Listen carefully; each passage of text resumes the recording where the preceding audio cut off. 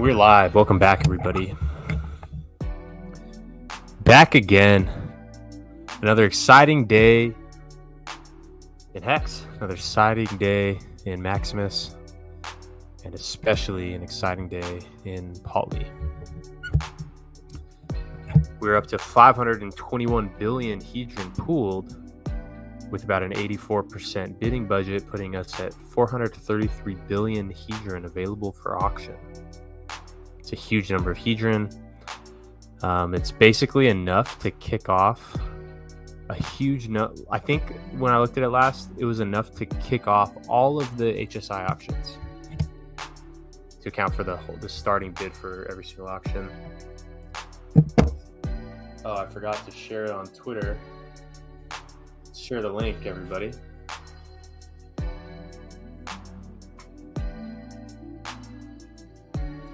Just hit the tweet button, y'all. Right now.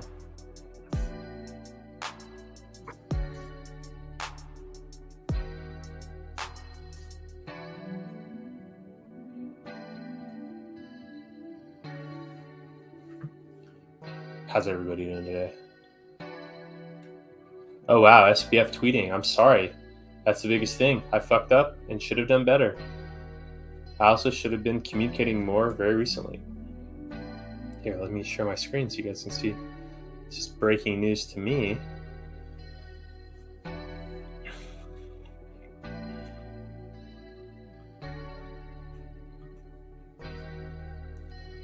I'm sorry, that's the biggest thing. I fucked up and should have done better. I also should have been communicating more very recently.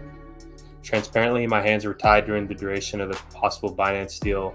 I wasn't particularly allowed to say much publicly, but of course it's on me that we ended up here in the first place. So here's an update on where things are. This is all about FTX International, the non-US exchange. FTX US users are fine. Treat all these numbers as rough. There are approximations here. FTX International currently has a total market value of assets / collateral higher than clients' deposits. Moves with prices. That's different from liquidity for delivery. As you can tell from the stated withdrawals, the liquidity varies widely from very to very little. Full story here is one, I'm still fleshing out every detail, but as a high level, I fucked up twice. The first time, a poor internal labeling of bank-related accounts meant that I was substantially off on my sense of users' margin. I thought it was way lower. My senses before: leverage 0x USD liquidity ready to deliver, 24x average daily withdrawals. Actual leverage 1.8x, liquidity 0.8x Sunday's withdrawals. Because of course, when it rains it pours, we saw roughly 5 billion of withdrawals on Sunday, the largest by a huge margin. And so I was off twice, which tells me a lot of things, both specifically and generally, that I was shit at. And a third time, in not communicating enough, I should have said more to you. I'm sorry. I was slammed with things to do and didn't give updates to y'all. And so we are where we are, which sucks, and that's on me. I'm sorry. Anyway, right now, my number one priority by far is doing right by users. And I'm going to do everything I can to do that, to take responsibility and do what I can. So right now, we're spending the week doing everything we can to raise liquidity. I can't make any promises about that, but I'm going to try and give everything I have to, if that will make it work. There are a number of players who we're in talks with, letters of intent, term sheets, etc. We'll see how that ends up. Every penny of that and of the existing collateral will go straight to users unless or until we've done right by them. After that, investors old and new and employees who fought for what's right for their career and who aren't responsible for any of the fuck-ups. Because at the end of the day, I was CEO, which means that I was responsible for making sure that things went well.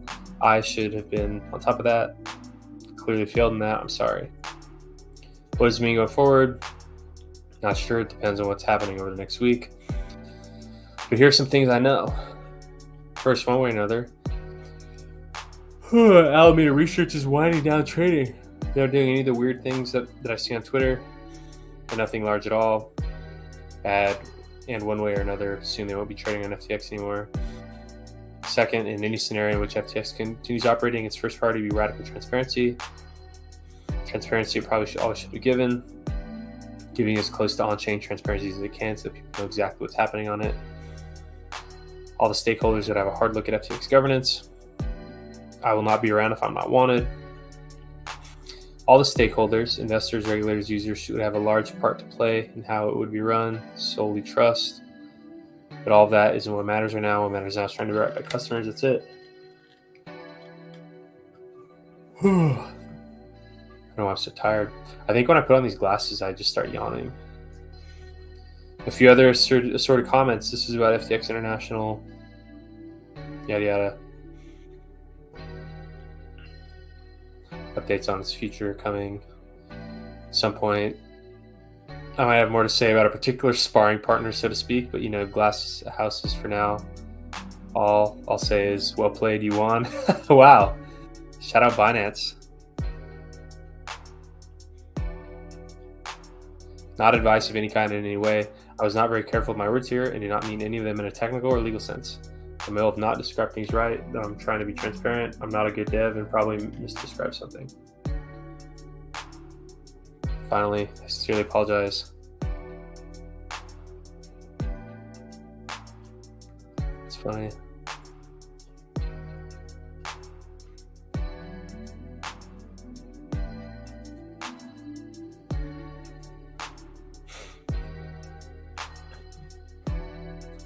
SBF dumping Poly, yeah. He's a big Poly whale. How does Poly compound Hedron and icosa staking yield? Does it restake principal and yield from stake pools after minimum time served? Yeah, so every day that goes by as it's earning Hedron, it's eligible to be minted and then rolled into the existing Hedron stake. So it doesn't do anything with the icosa it earns, but from the HSIs that are producing it Hedron, it is rolling that into the Hedron stake. CGFX says, "Sup brother, how many Poly are minted now?" Let's see. 521 last time I refreshed this. Let's see if it's changed.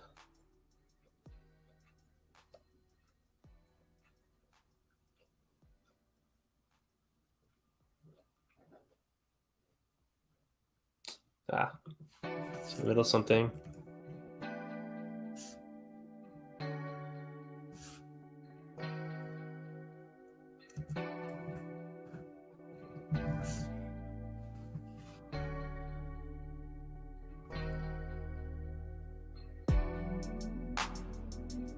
Let's see.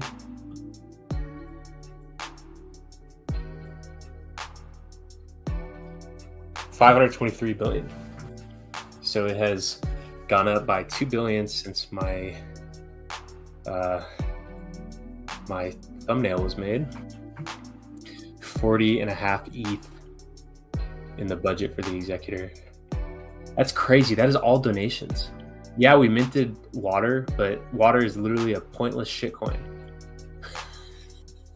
What is this? That's why water is so bullish, is because it's a pointless shitcoin. That is, it's shocking me. I thought there would be maybe like $800 of minting or of water, not 50,000. Jesus.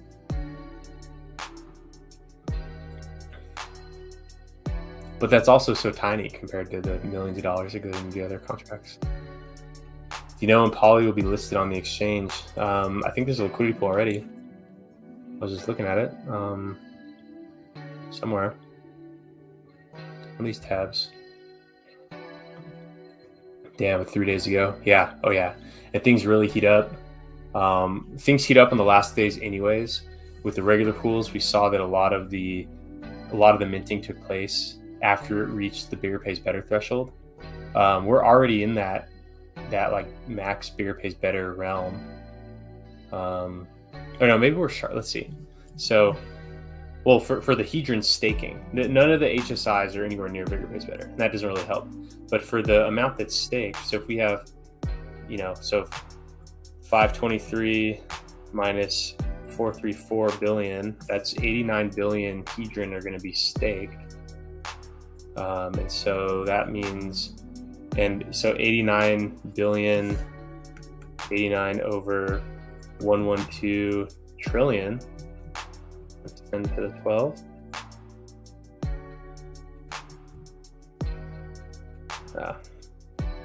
89 divided by 112 times 10 to the 12, that's trillion. That's how many hedron there are. I guess we can just do 89 over 112.123. That's super approximate. That puts us at point. So now divide that by 100. Just add 2 more zeros to that.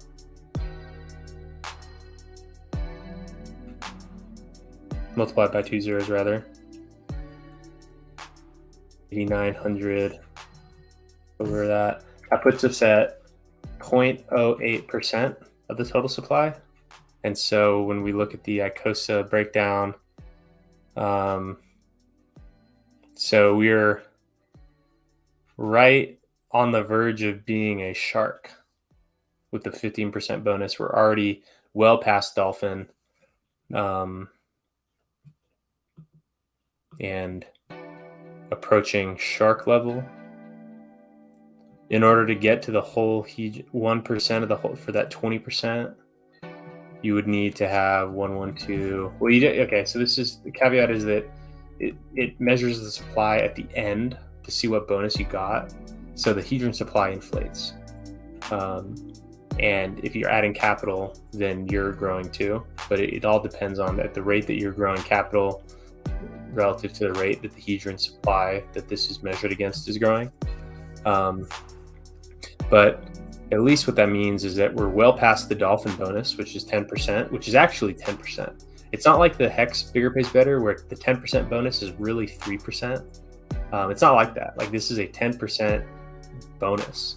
So we're well past that as it ratchets up. And as we grow, we only become a more formidable competitor because now it's like we can afford more HSIs and larger HSIs. So as we grow, we've been seeing these massive mintings of people that maybe we're going to try to compete, but now are just like, well, shit. So we do have a lot of, we're targeting, we target a whole suite of users from the smallest of hedron holders to the largest. Because if I was going for auctions, I wouldn't want to compete. And I think while the general consensus has been the whole icosa recycle thing is good, maybe I've been a harbinger that because so many people just think that's like an automatic gimme strategy, that it sucks as a strategy because it's just a crowded trade. And so maybe people that thought they were going to be doing HSIs for that reason are wanting to go with the hoarding the HSIs till expiry combined with compounding hedron yield into a massive hedron stake. Like it's an awesome strategy. It boosts the icosa ecosystem. So I think that's what we're seeing over time is that people that thought they were going to do the icosa thing are, meaning it's funny, the people that thought they were going to be selling icosa, that's effectively what it is, unless you're staking it, doing that. But mainly if you're parting through HSI for this and you want to keep doing it, because I hear people talk about minted and then the next go around try to get it and try to keep it in the system.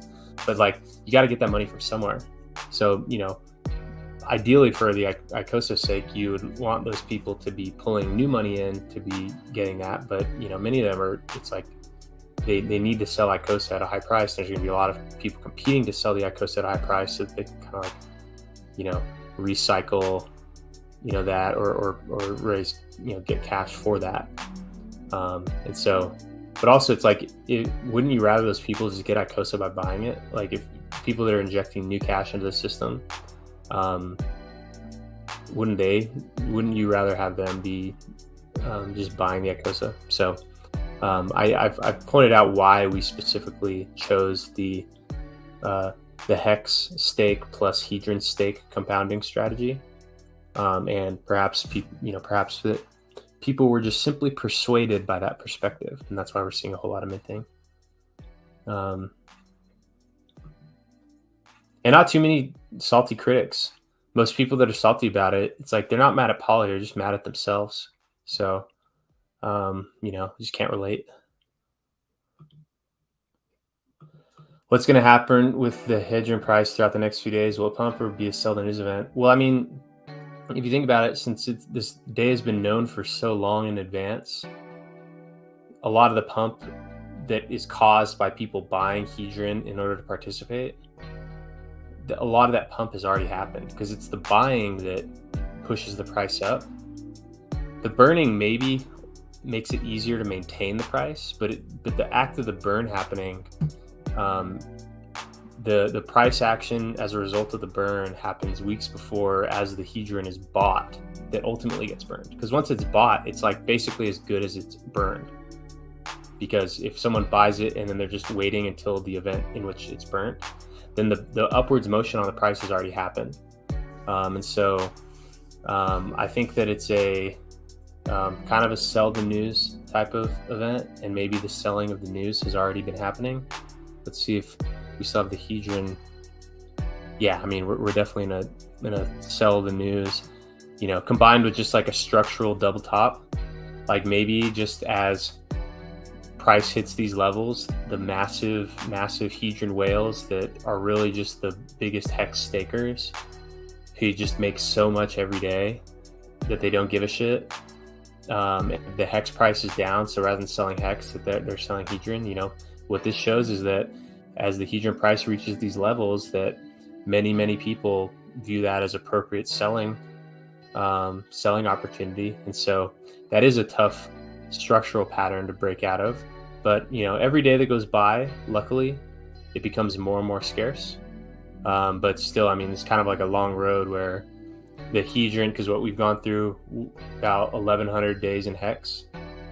So these stakes are about 20% done.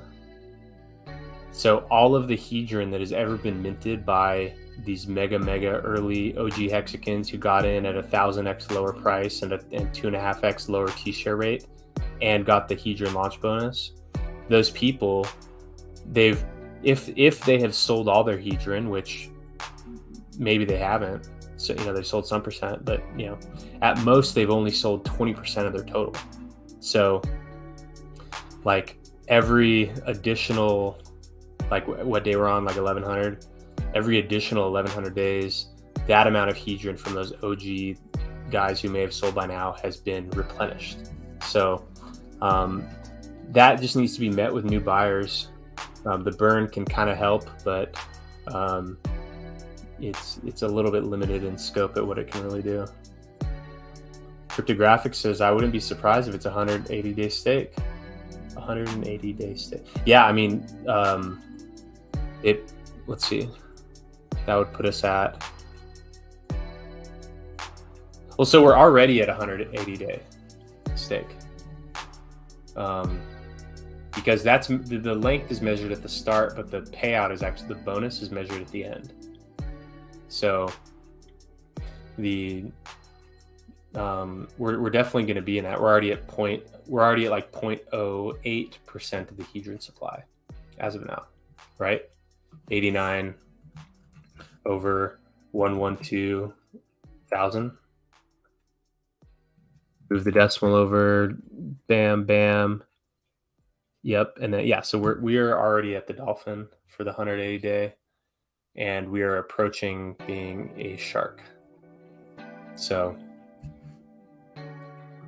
and also, the scheduling of when the minting ends. Well, actually, no, I take that back. So on that last day of minting, well, last 2 days, last day plus 23 hours and 58 minutes type of situation. Any new Hedron coming in to be minted in Poly just goes to the bidding budget, because the stake needs to start so it's active on the first big burn day. But it can continue to mint through that full. So people who have the 90-day lockup from day one icosa stakes are able to end at no penalty. So that is. So these numbers could get massive. Crypto Stylist said, not surprised that Poly's doing so well. Thank you. We should get on stream together and talk about it.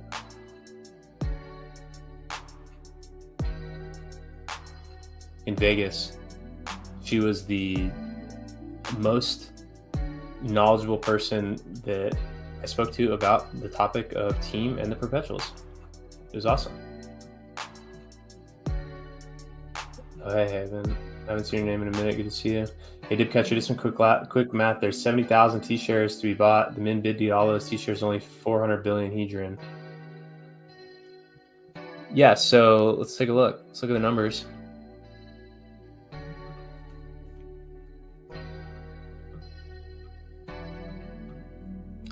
So let's change these to be, so it's kind of a waste to buy ones that are less than 100K. So I kind of ignore all those little baby ones.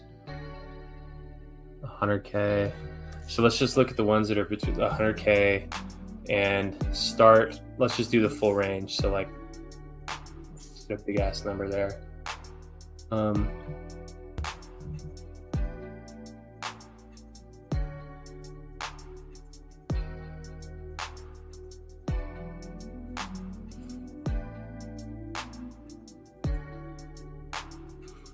So just limiting it to the 100,000. Okay, so that 58,000 T-shares. So that sounds about right. There's another 12,000 T-shares in that delta from 0 to 100,000. And so, yeah, the starting bid for that cohort would be 300 billion hedron. And yeah, so Poly could absolutely kick off all of the auctions. But then we run the risk of being in just shitty HSIs, which, who knows, could be the strategy, right? Like maybe the executor thinks that there can be more of a discount going after a bunch of small ones versus, the bigger pays better bonus of the larger ones, or maybe ones with bonuses. So, it definitely could. And it definitely has the gas budget to do so with 40.5 ETH. I wonder how many I should do like I'm going to do a full analysis on the large hedron holders, the large liquid hedron holders, and just see how much ETH they actually have. Because the executor has a big ass ETH budget and can probably just bleed people out, especially if gas fees are high due to external forces. So, but yeah, you're right there in that sense. The number that I mainly look at as like the benchmark is the value of the principal of the hex. Like if you were to just equivalently buy a stake, a 5,555 day stake today, like just rather than bidding, that to me is more of a benchmark, because I don't assume, I think a lot of people way underestimate these starting bids. I think they think that they're just going to squeeze through, but they're probably not, to be honest. There's going to be some type of, it's going to probably approach something near the staked hex value, and then it's going to be discounted for various different factors, such as, where large ones may be discounted for illiquidity, because if you were to either try to sell a 1 million or 10 million hex stake on OpenSea, that may be very difficult. And also if you cash that into icosa, like if this one right here, this random 400,000 staked hex one would get 11,000 icosa. And if you measured the price impact of an 11, let's see, just from that guy alone, let's go to matcha.xyz. Is this a hedron market? Looks like it. So hex is probably the most liquid of these pairs. So let's just see what the price impact would be on hex for, well, that 12,000. Oh, no, we want icosa. Shit. Ether scan icosa FC. Yeah.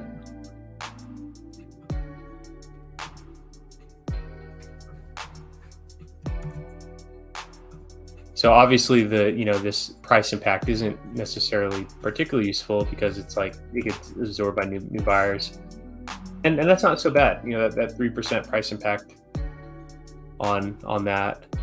But if we're let's take a look at the largest ones. So ones with bonuses that are big, probably going to be the ones that have a larger impact. So they're like, I mean, this big, I mean, that may be an extreme example. That's that 55551, but with a bonus. If you were to sell 1934862, 1934862,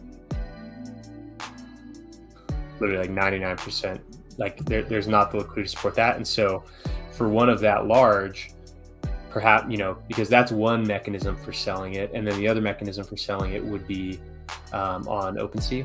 So perhaps that illiquidity of these very large ones may be discounted heavily.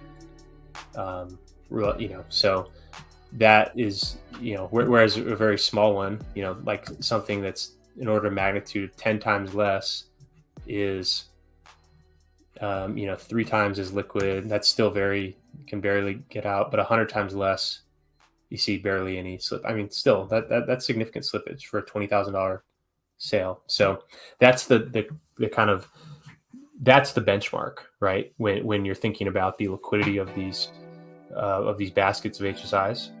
And so that's where, that may be a benchmark. Another benchmark might be if a user is planning on holding the hex stake, perhaps it discounts the gas fee impact of the stakes. So there's the gas and stake gas at Anvil.app. We saw a gas get up to 500 GWay yesterday. Let's see what a 500 GWay gas cost. Max length stake at 500 GWay, regardless of the dollar value of ETH, 6.4 ETH. 6.4 ETH. Gas hit that yesterday. Again, that was anomalous, but it's so that may be while the large ones have like the illiquidity discount, perhaps the small ones have this like end state gas discount, and then that applies and gets averaged out across the percent of the HSI participants that are doing it for the stake versus the ones that are buying it for the icosa. So that's kind of where we'll see the balance of the people across the whole spectrum there. So and I don't necessarily think that I think the discounting will be there. It also, in addition to there being other ways to now buy staked hex exposure, we have Maxi and the perpetuals, and the perpetuals are all at discounts. So there's already discounting on the most liquid and highest earning form of these hex stakes, with Maxi, Base Trio, Lucky Desi. It's like there's already that to absorb demand for staked hex. I don't think it'll stay at the minimum bid, because that would just be kind of silly. But I do think that there will be some significant discounting to take place, but also what kind of squeezes that out is that there's formidable big competitors that can afford to overpay, right? The pool can reasonably afford to overpay because it shares those costs across all users, and because of the bonuses that we're able to receive from our Hedron stake. The Hedron stake at that 15% bonus plus the auto compounding of the Hedron as it's earned from the stakes, that actually gives us the luxury to be able to way overbid, or at least overbid compared to market competitors. And so that's a big advantage, a competitive advantage that Poly has over regular people, is that you may not be able to overpay, but Poly can. So it's a tough competitor. That's a tough person to go up against that can afford to overpay. I wouldn't want to. People forget there's plenty of auctions opportunities after the first 30 days. Yeah, there are. A lot of them do happen in the first, like here, hsicosA.amble.app. So this one, again, let's lower down to the, this group here, less than 100K. if a stake's less than 100K, I personally don't care about it. The executor may care about it. It's stupid. It's kind of silly to factor in all the very small ones. If there's 400 million hex up for auction, and what is that? A third of it is in the first day. So there are. So, 2/3 of it are not in the first day. But yeah, you're absolutely right. And perhaps, with so many auctions happening at once, they can, they absorb from each other. And then, also, just as people get bored of the whole thing. That'd be funny if the executor just sat on its hand and perhaps there was high premiums paid on this first day, and the executor just slowly did that. You never know. Or it could just go ape shit on these and just scare off all the competition and just push everyone else down the road.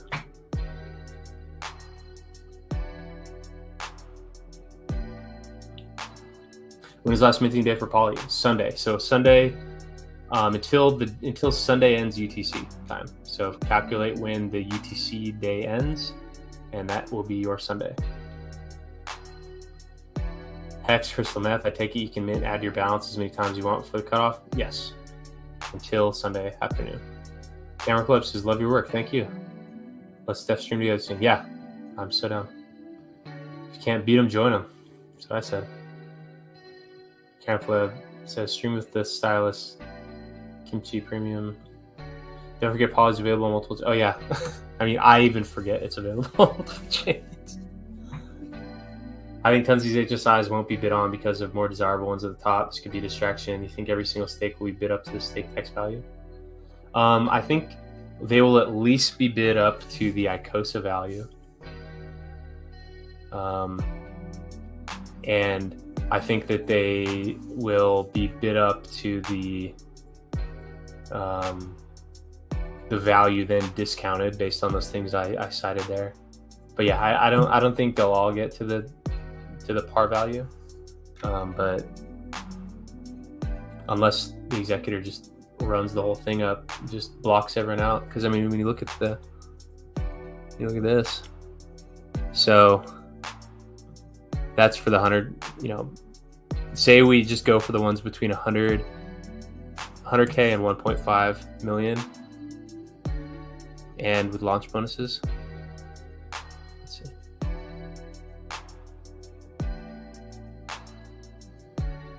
If we have lots of advanced users, perhaps.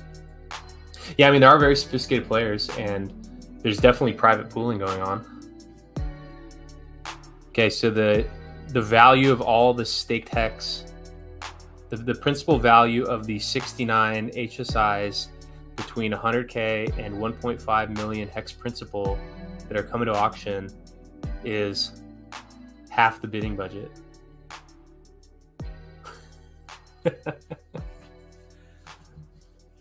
So,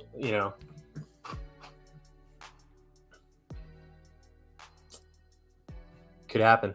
Literally 100% of these are up for grabs. Let's see, from 0. We're going to do from 0 to big number, all of them, no launch bonuses. Let's see how many.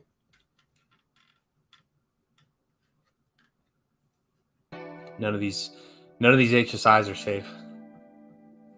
I'm estimating 875 billion poly minted, at least. Gold Key says 2 trillion. Afternoon DC kicking ass as usual. Thank you. Is the ultimate goal to get the most T-shares over any participant?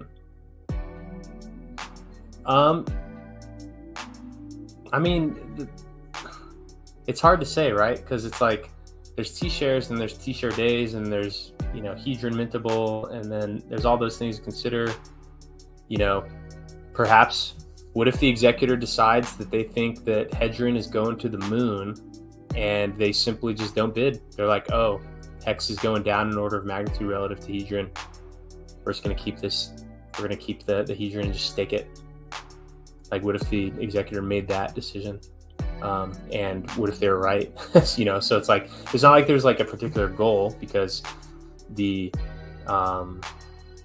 the executor acts under their own discretion. So it's not like there's a stated goal, because users should not expect anything. They're allocating a budget that may be used for bidding, and it's all clearly set up to be bid. But what if the executor has market information or insights that are not just like out and about? Could be. T-share domination be everyone's goal. See, I don't know. I'm moving in the way. I in my heart of hearts, I'm starting to feel that liquid hex should be the goal.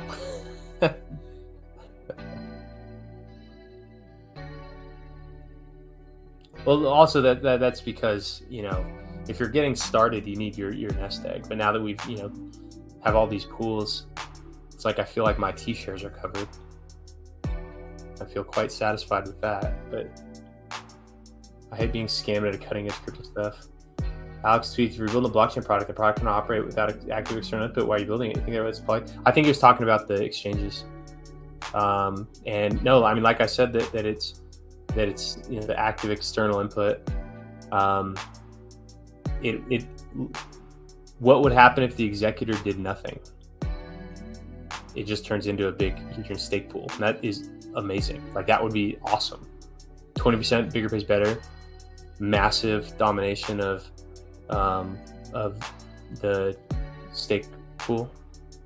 Like, it's like, what's the worst that can happen? And maybe it was a slight at the executor, but what's like, and I replied. I didn't get a response in the Telegram, but I replied when he was kind of prefacing. He was like, "Hey guys, like, you can talk about poly, but maybe after it's done bidding, maybe after like that, you should take that discussion elsewhere." He said his main, he said he allows it because he knows that we're not scamming people and not trying to just like leech users. It's like relevant. He said his main problem is just the executor model. But then I thought about it. I was like, okay, what's the doomsday scenario of the executor? So the doomsday scenario would be if the executor took 434 billion hedron and bid on, let's see, I just sorted by staked hex here. If the executor took all of this hedron and then bid on the smallest possible HSI with all of the hedron, like, that's the doomsday scenario here. That goes away once the bidding has happened. So after the bidding, this isn't a risk anymore because it's certain what it got. But before then, there is the risk that the executor is like, haha, I'm gonna bid on this small one and bid all in on a stake that has 0.001 hex for 5555 days. So what would happen in that situation? That would be where poly the redeemable value of poly would now be 15% of what it was. So now each poly is backed by that little bastard stake, which is nothing, and the hedron stake, which is 15%. So like the doomsday scenario, worst case scenario in this model, where there's centralization of decision making in the executor. You don't know who it is or what it is, where it is. Maybe one day I'll reveal and you'll all be shocked. You don't know what it is or who it is. So, but the worst case scenario is just that it's backed by 0.15 hedron. So the worst doomsday scenario downside is 85%. What would be the doomsday scenario of the source address dumping all of its coins? Because that's like an equivalent doomsday type of scenario, like centralization of supply and the risk as a result. So, which is different because in poly, it's not like the executor has any coins. The executor simply has just has decision-making power during the bidding and only during the bidding. They don't have access to the funds. So compare the doomsday scenario for source address dumping all their hedron, or mystery box dumping all their team, or origin address dumping all the hex. While it's kind of like, most people operate under the assumption that will never happen across either of those things, it absolutely could. There's nothing prohibiting those tokens from being dumped on the market. And so, like, worst case doomsday scenario of the executor model is actually way, way less than the doomsday downside scenario of source address dumping all the hedron, or origin address dumping all the hex, or mystery box dumping all the team. So a type of risk of like centralization of supply, which is similar but a little different to centralization of decision making. It's very material, the difference in that risk profile. So it's like, wouldn't it be awesome if FTX's maximum downside risk was 85%? It's not. And I think that's more what he was talking about. And and that's really, where we're innovating here with different forms of blockchain governance or smart contract governance. This is a form of governance where by joining, you delegate what % you're willing to risk to the executor. And it's up to everyone's choice. Everyone makes their own choice. And there's even voting where the users can kind of lever up and down the risk profile that's tolerable. So,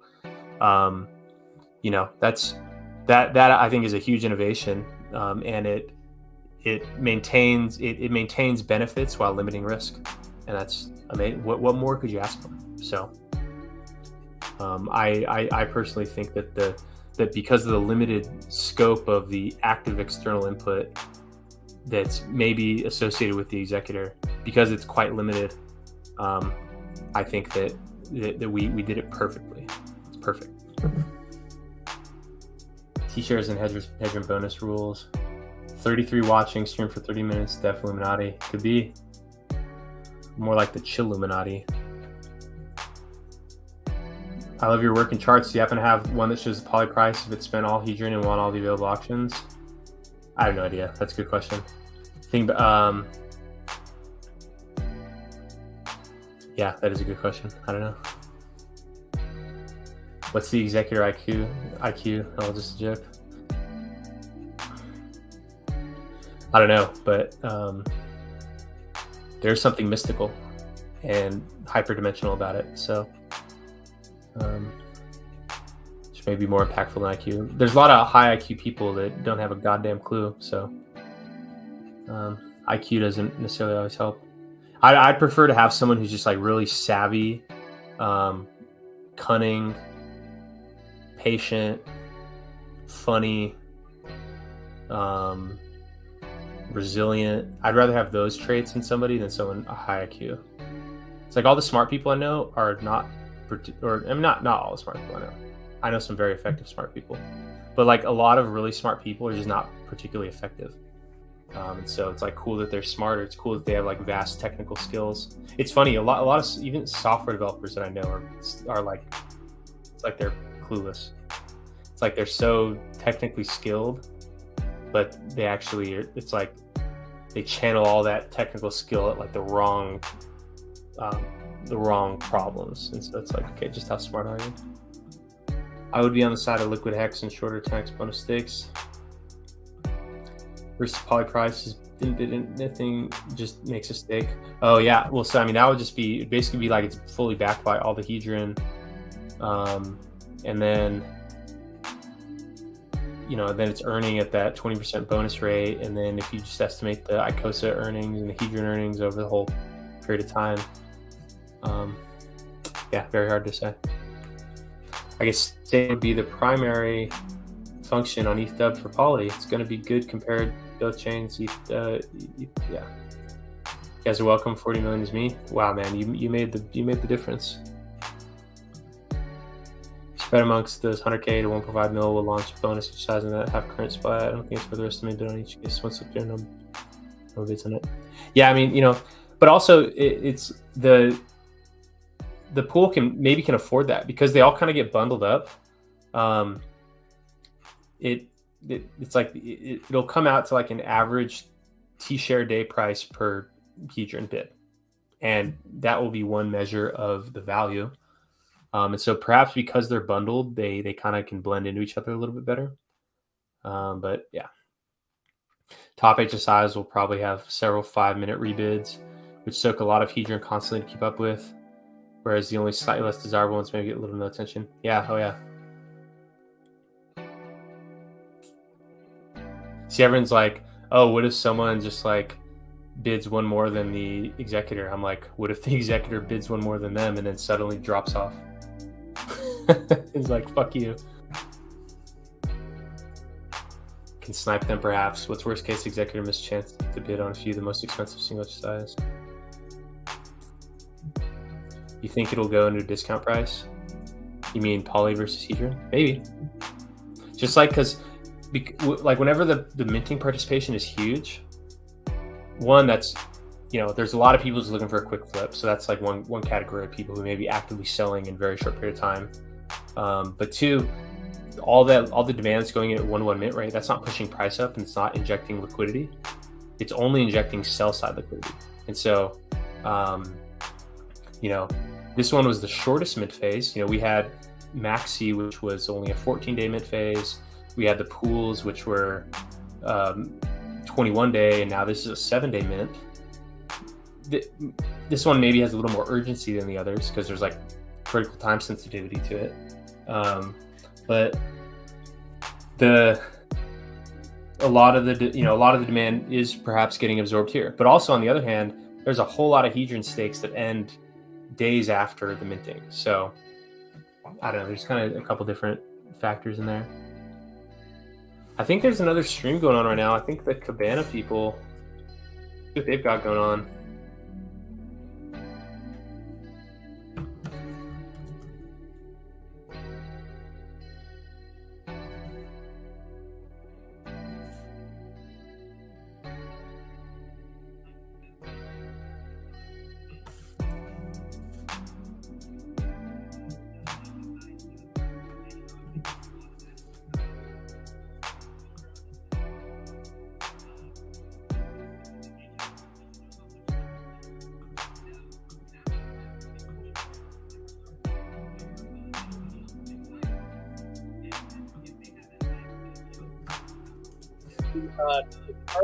And then they receive it.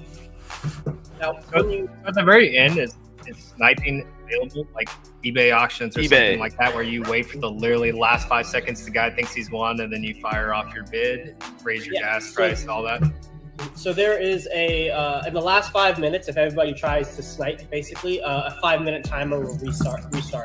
And if anybody makes a bid within that 5 minutes, it restarts in perpetuity until a 5-minute time has gone by when nobody makes a bid. That's when the transaction is complete. The person who's bid, their hedron is burned, and then they get that. Oh, nice. Let's see it. And the one who wins, they get compensated the gas in the form of hedron as well, what they've been expending for bids, or actually no. The way it works is that the second person who makes the bid,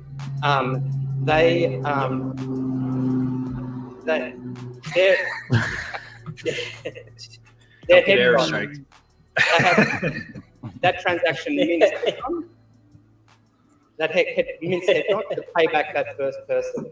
Yep. And so, and then the third person to come in, when they make a bid, the contract mints hedron to pay back the second person. And so it just keeps going. So the net result is that the final cost of how much is paid to win the bid, of the winning bid, that amount of hedron is burned.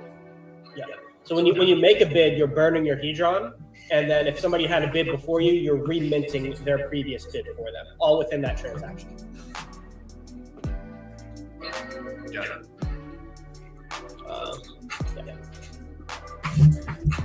Let's see. So, yep. HSI. Oh, icosa. that's live. Okay.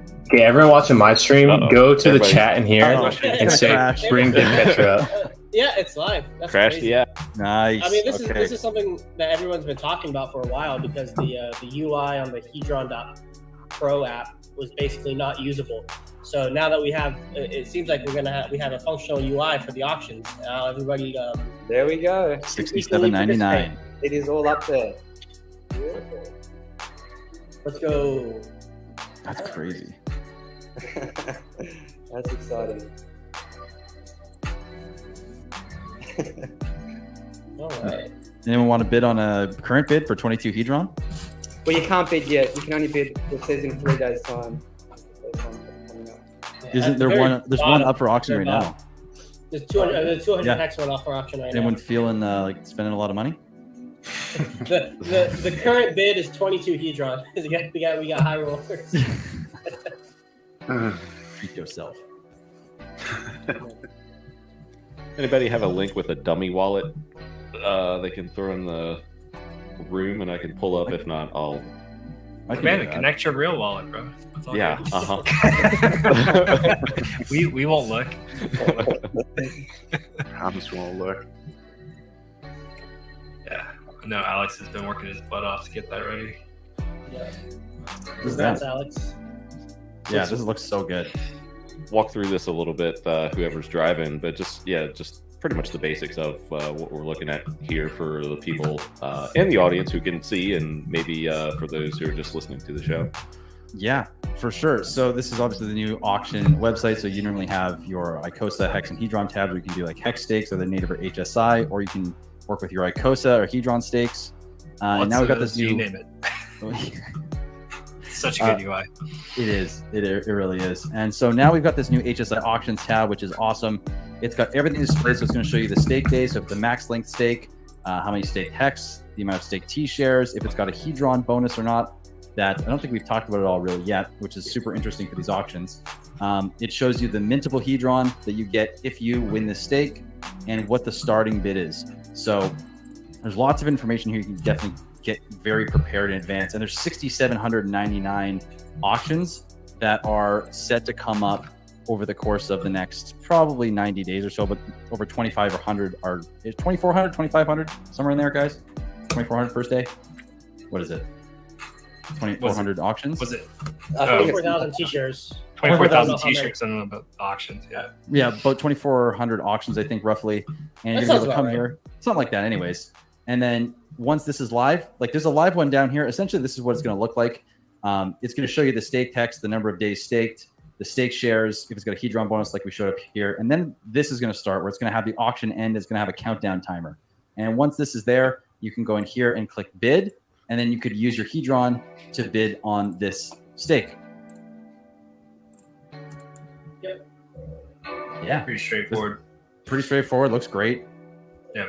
And you brought up the bonuses, their graphics. You want to touch on that a bit? Sound like you have a little bit more to say, because that's a whole element in these things. It's like, man, some of these accounts are working with 10x bonuses. Some They're rare. Yeah, maybe they got in late, and they have a 2x or something. So that's So for another anybody factor. that might not know, like what the bonuses are all about, when the Hedron contract was deployed, for each week you were able to, as a hex staker, you were able to mint a 10x multiplier bonus the first week, and week 2 it would be a 9x, and week 3 it would be an 8x. And so it was a curve that was a linear curve that went down to what you have now, where if you make a hex stake or you create an HSI, you're not getting any bonus multiplier.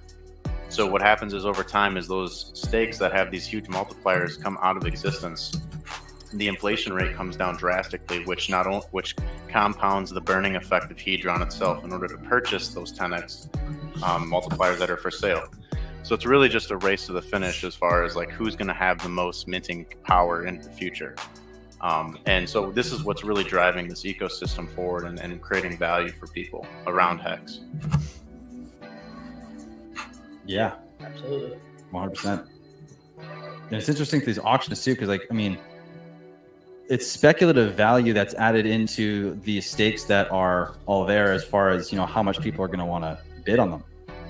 So you've got depending on how you're going to view these auctions, you view them as trying to get a steal of a deal, like bare minimum spending your Hedron, trying to like redeem, use Hedron almost like as a coupon, where like because a T share is always worth 5,555,000 Hedron, you're trying to keep that ratio the same, so you're always getting a deal to maximize the use case of Hedron. Or you're trying to basically just get a deal period where you're trying to creep up to that equilibrium point where the price isn't really going up to the base value of the stake. And then there's the speculative value side where you're looking at what the hex stake is going to be worth long term. And if it's got that Hedron 10x bonus, then you're getting into what that stake could be in the long term. And we could see some huge bids because of the value of those stakes, because Hedron's low in its price. Its ceiling price is moving. And if it ever goes up to its ceiling price, you've got 10x multiplier on a stake that means a whole hell of a lot of Hedron. That's a lot of value coming out of a hex stake if you get that Hedron. Yeah, and as we were saying before the show, the reason those bonuses are going to be so worth so much is because of the ability to leverage up as that Hedron goes closer to that ceiling price. So at the moment, I think it's around 16 or 17x away from the ceiling price. And so maybe it, if you can buy a hex stake and borrow half or 3/4 or 80% or 90% of what it's worth, it's going to be very tempting if you have those bonuses is to start leveraging up, and because you know that you'll have the Hedron to pay off those loans into the future. Yeah. Mm-hmm. Huge point there. Mm-hmm. I've heard this point or phrase brought up, the ceiling price. Sloth, I think you went over this the last time we were had our happy hour show, but you want to go over that again? Yeah, sure. So both Hedron and icosa have this what we deem the ceiling price. And that's essentially like whatever price hex is at and whatever T-share rate where the system is currently at, there's a cap on how high both icosa and Hedron can pump. Because if it ever goes higher, then you would be able to put in money into buying hex, staking it, and then getting Hedron or icosa, selling that, and you would get more money off the back end. So the way that works is the easiest understood in icosa, where like you sell an HSI, you get an icosa in return. So because of that, you can price icosa in terms of hex, and therefore you can also price it in terms of dollars using the hex price. If the price on the market ever lets you have an opportunity where you could put $1,000 into hex and mint $1,200 worth of icosa, well, people are just going to take that opportunity immediately, sell the icosa price down until it gets back to the point where you can only mint $1,000 worth of icosa for every $1,000 you stake in hex. So that's why it's a ceiling. And anytime it goes higher, people are economically incentivized to sell the price down because they profit immediately. In Hedron, it's a little bit different. The ceiling price isn't because you're exchanging an HSI, it's because of the amount of Hedron you can mint immediately with the advanced feature. So it's like if I can take $1,000 into hex and then take an advance on all of that Hedron, if I stake it for 5,555, all the Hedron I take an advance on would be worth $1,200, but then people will be making hex stakes, minting that Hedron, selling the Hedron price back down to that ceiling. Now, if you notice, for both of these ceiling prices, the way in which you unlock that immediate profit is by staking hex for Quattro Cinco. And one of the things that go into the ceiling prices of these tokens is the hex price. So like simultaneously, while you're taking advantage of the opportunities in the system to profit immediately, you're pumping the coin that is dictating the ceiling in the first place. So you meet the ceiling, you go above it, then you go down because you're selling Hedron or icosa, but you're pumping the hex, which brings the ceiling up. That's like one of the theories, the theoretical one of the mechanics of hex and icosa that makes it theoretically pump the hex price. I love that point.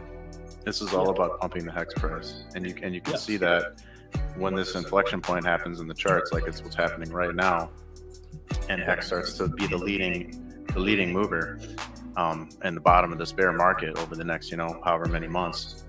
You're going to see hex lead the charge, and then it will become an in tandem movement where hex will pump, then it will slow down, and then your icosa and Hedron arb plays will be played out, and then hex will pump, and it will just be a self and reinforcing loop that just creates all this demand and this huge amount of economic energy driving this price up on the price of all of these assets.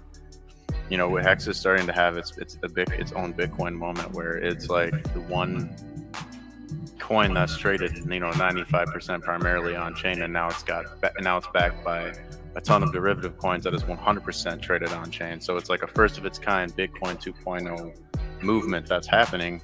And it's amazing because like most people don't really know what's going on, because only a small percentage of us really are watching this stuff close enough to take advantage early enough. For example, only 4,000 people or 4,000 wallets got the 10x minting bonus on Hedron because everybody else was asleep. There was plenty of people that I talked to that didn't really comprehend the depth of the system or if it would ever take off. And yeah, this is a niche of a niche. Like, this is for hexagons that are bored and want to go into like right now. Like this takes a lot of effort and time to wrap your head around, but it's beautiful. Like what Alex has built, I think is pretty amazing. I think it's incredible. A second chance to get. I've never seen anything like this in a financial product. Mm-hmm. Like that's going to play out because the incentives are aligned just for them to, like pump each other up. And like all of those people who have those bonuses, they're going to be leveraging up because you can do so safely. Mm-hmm. And that's just locking up a ton of hex. And it's like, yeah. I think the huge Hedron, like 30x or whatever we did from the low was really just hex whales protecting the hex price by pumping Hedron. And if that makes sense, it was a way to pad their stats and give them more leverage to use Hedron as an asset to get more hex eventually long term.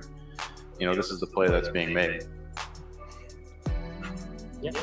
I think it's interesting too because it seems like the common consensus for most people I talked to was initially like, oh, Hedron's going to pump going into these auctions, and like so far we've seen quite the opposite. We've seen a bit of a sell-off, and the more time goes on and I look into it, it does just make more sense that we'll probably see Hedron take a dip, at least initially. I don't think we'll see Hedron run until after the auctions, whether people will actually translate that to all the Hedron that's now off the market and it's a lot more scarce. But I think with this, pretty much everyone that's aware of this, kind of like we talked about earlier, this is a niche of niche. So like you either really know this system pretty well, pretty intimately, or you have no clue. So the ones that are in here and investing the time to watch this kind of stuff, they already have their Hedron positions for this. And so like we're seeing probably a little less buying pressure than most people were thinking with the Hedron news, because most of us have already acquired our positions. We're ready for auctions. We have our HSIs that we're essentially targeting. And then after that, it's going to be interesting what icosa is going to do during these auctions. I know a lot of people have hypothesized that it's going to take a dip. I think if we do see a dip, it's only momentarily, and then I think it gets bought right back up. But I think Hedron, if any chance of running, I think it comes actually after these auctions, not during. So the people that are waiting on the pump, you might not get it before these auctions. I mean, we're seeing icosa at maximum demand at the moment because it is just hitting that ceiling price. And you can't really expect that that's going to last forever because it can go down. And especially like the first year has been padded with a whole lot of, because the SA burnt a whole lot of Hedron. So that's all coming out as icosa over the first year. But after that first year, the yields on icosa will probably drop quite a bit. And by that stage, like whales, sharks, dolphins, everyone will be able to end their stakes. And so you would think that at least after the first year, the icosa price would probably drop. Well, this is what's beautiful. People that are paying attention to the system, like the first year, maybe even the second year, it's so advantageous to be in here and staked and earning these crazy yields. Like I know Cryptographics and Sloth talk this. Like this event's going to be like a big payday event. Like you're going to see crazy yields, close, probably similar to what we saw the first day of the launch of icosa. Like you're going to see insane yields. People that know have their stake positions in these different pools or what says. So this first year yield is going to be massive. So like I think someone was touching on it earlier, this actually does give you a chance if you're a relatively new player to the Richard Hart ecosystem, the Hex ecosystem. This actually gives you a way to kind of leverage up your position if you put in the time and effort to understand the mechanics and how this all works. And then to your point, Blue Bump past that after the first year, all this inflation. Yes, icosa is going to have a lot of inflation, but I think a lot of the players that have been attracted to this ecosystem are pretty intelligent and they understand the mechanisms of how this works. And like, I know for me, for example, like I will be, I know the liquidity right now isn't the strongest for icosa, but like when my stakes come out much further in the future, like I plan on creating pairs. Hopefully we have Pulse Chain and PulseX to actually do so on. And then maybe there's incentive tokens, maybe large PulseX token holders can vote what they would like to see incentivized more. I would love to see a Hex icosa pair. I think would be absolutely epic. I would love to tie those two together.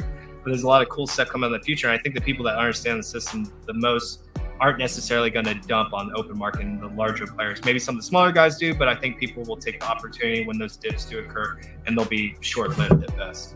Yeah, that's a good point. Mm-hmm. The other interesting thing is how much power the source address, the SA, has.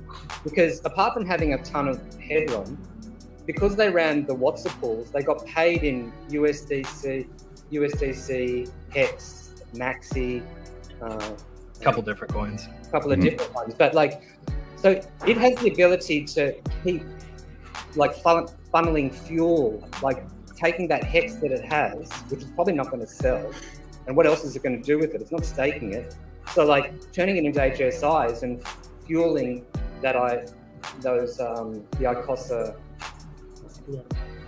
the auctions, and it really has a lot more like levers than even the OA has over the hex. Yeah. And like, especially Mm-hmm. it has so much maxi, like in 15 years, it's going to have an absolute ton of hex. And what's it going to do with that? Like, it's going to keep the auctions like firing. Mm-hmm. You would think. You'd think, yeah, if it makes the most sense to, it will. I didn't even think about that. That like what that all that maxi and the SA's control, like what it meant, like basically as like another installment of liquidity for the whole system, or potential installment liquidity given to the SA, which is which can potentially be given back into the system, because all of that hex and the hedron that's going to be coming from it isn't unlocked until that 15 years. But in 15 years, the amount of hex that's going to be redeemable by all those tokens is going to be a massive amount versus what we'll be able to get on the market, just simply based on like how much higher the T-share rate is going to be in the future. So the video that Silver the Antidote made about that a couple months ago was pretty good. I liked it a lot.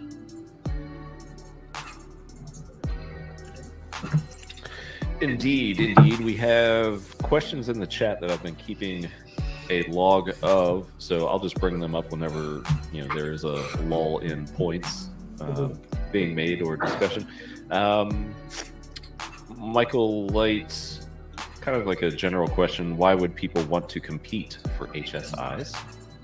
To get them. Choose what you want. Yeah.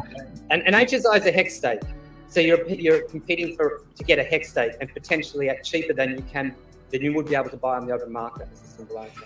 Yeah, I mean, you're buying it. You're buying T-shares essentially. You can get it cheaper than the market rate potentially. They could come with a 10x multiplier, like we've already talked about. Being able to borrow on these HSIs in the future, it's like having your own little personal bank at any time. If you want to extract funds and then make payments every time, like you had that as a tool in the future. Like there's a lot of different things you can do with these HSIs and these different pools that Alex has set up. So I mean, it's really up to the user how you could sell the HSI for icosa. Maybe you want to grab a good stake the first day, turn it to icosa, and then stake it. So then you can enjoy the yield from the rest of the auctions for the carrying on for the next week or so.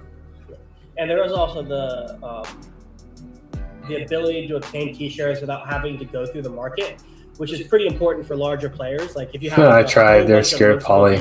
No, they said they'll have me if up. you're wanting to turn that into hex, you would have to sell it on the market and potentially eat a significant amount of slippage.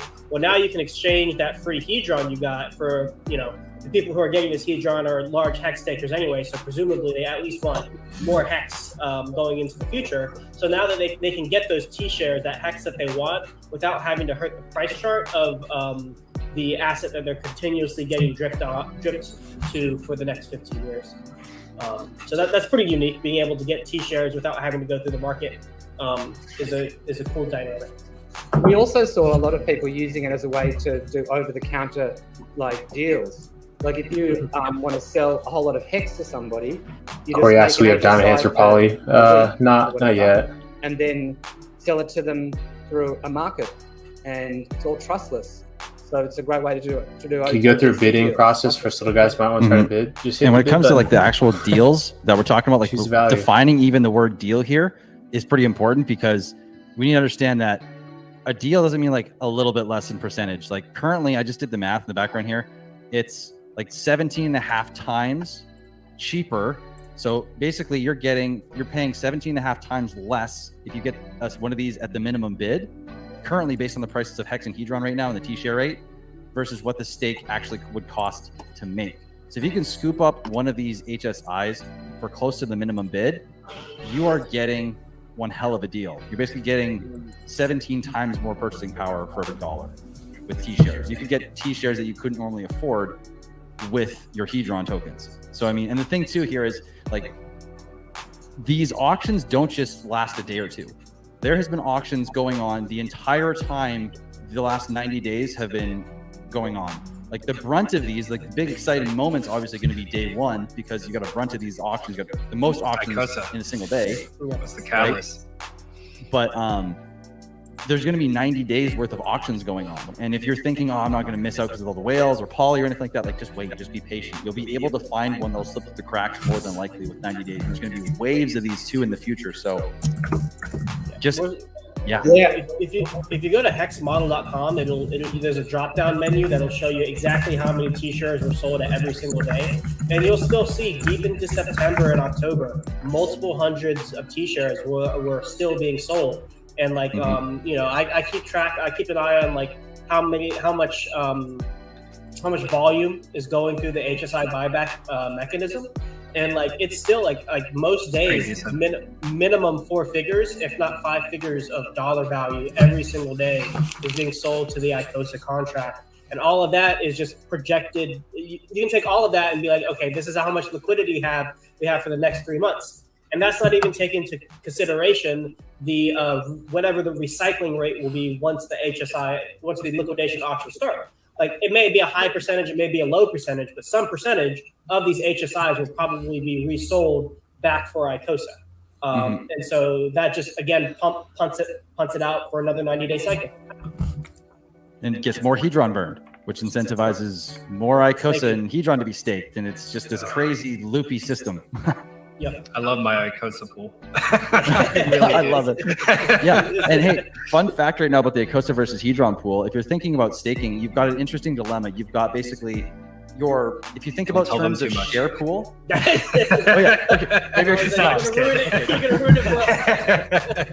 So you basically have a dilemma where you have 4 times more share power, or you get 4 times more shares in the pool of icosa per dollar versus Hedron, but you also have to stake 4 times longer in icosa versus, so there's for every dollar you put in, you have 4 times less to wait. I think the math is, unless you're over I think it's somewhere around that. Basically, this is a dilemma where it's like you can get 4 times more, a 4 times larger position in the pool. But let's say you have like $1,000 in the pool in Hedron, you're gonna have to wait 4 times long at least. Then if in the Hedron pool you're 30 days and basically the pools are interesting. There's like a dilemma where you have to kind of pick and choose which one you want to be in. Wait, I actually didn't know that. So the staking times are different in the Hedron pool as opposed to the icosa pool. Where can I buy? Per dollar spent. Okay. Well, yeah. So basic math is you can bid easy 15x the starting bid with Hex and Hedron Press now. icosa, because you're burning a lot more than supply. You're burning the tokens to stake it because it's the icosa contract, so it can mint more. While Hedron is just given to the icosa contract and it's still held liquid. There's less than 1 million liquid icosa tokens that actually exist in wallets versus Hedron, the whole 110 trillion still exists. Yeah. Yep. There's 509,000 icosa currently in supply. So it takes 5 It's 50,000 icosa is 5,000 icosas, 5,090 icosas is a whale, 500 is a shark, 50 is a dolphin, and I think 5 is a squid. Yeah, Can't believe that.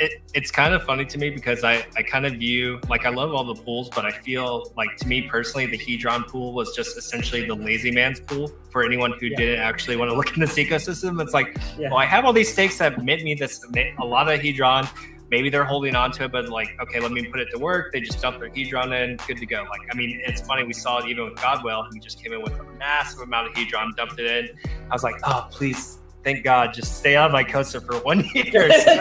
Stay on for 1 year. You can, and he'll mint a crap ton of icosa by the end of his stake, and maybe he comes to the pool. But like, as of now, he hasn't entered that pool, and a lot of other players that have just massive Hedron printers, the ones that were lazy with it and didn't do any research in this ecosystem, they just dumped into that pool. So like, I think the icosa pool really is a dark horse that a lot of people don't know about unless you're actually active and paying attention to this kind of stuff.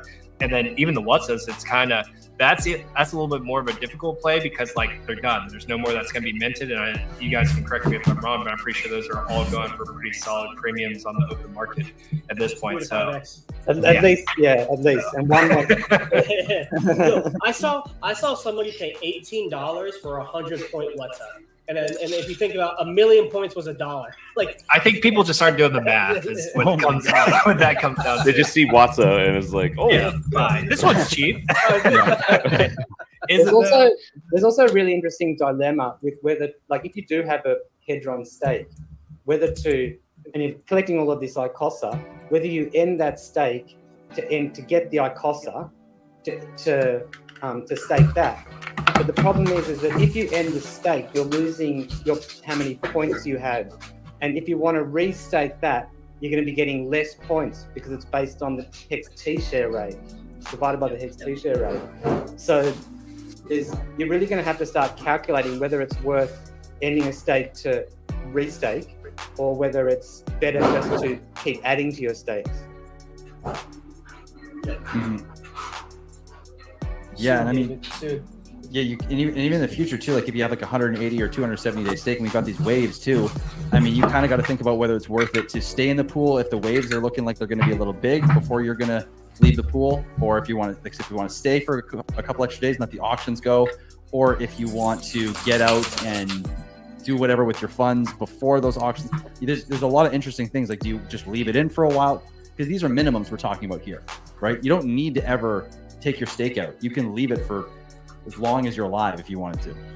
And also, just to clarify, those bonuses, they don't apply to your position in the staking pool. They apply to your position in the overall total supply.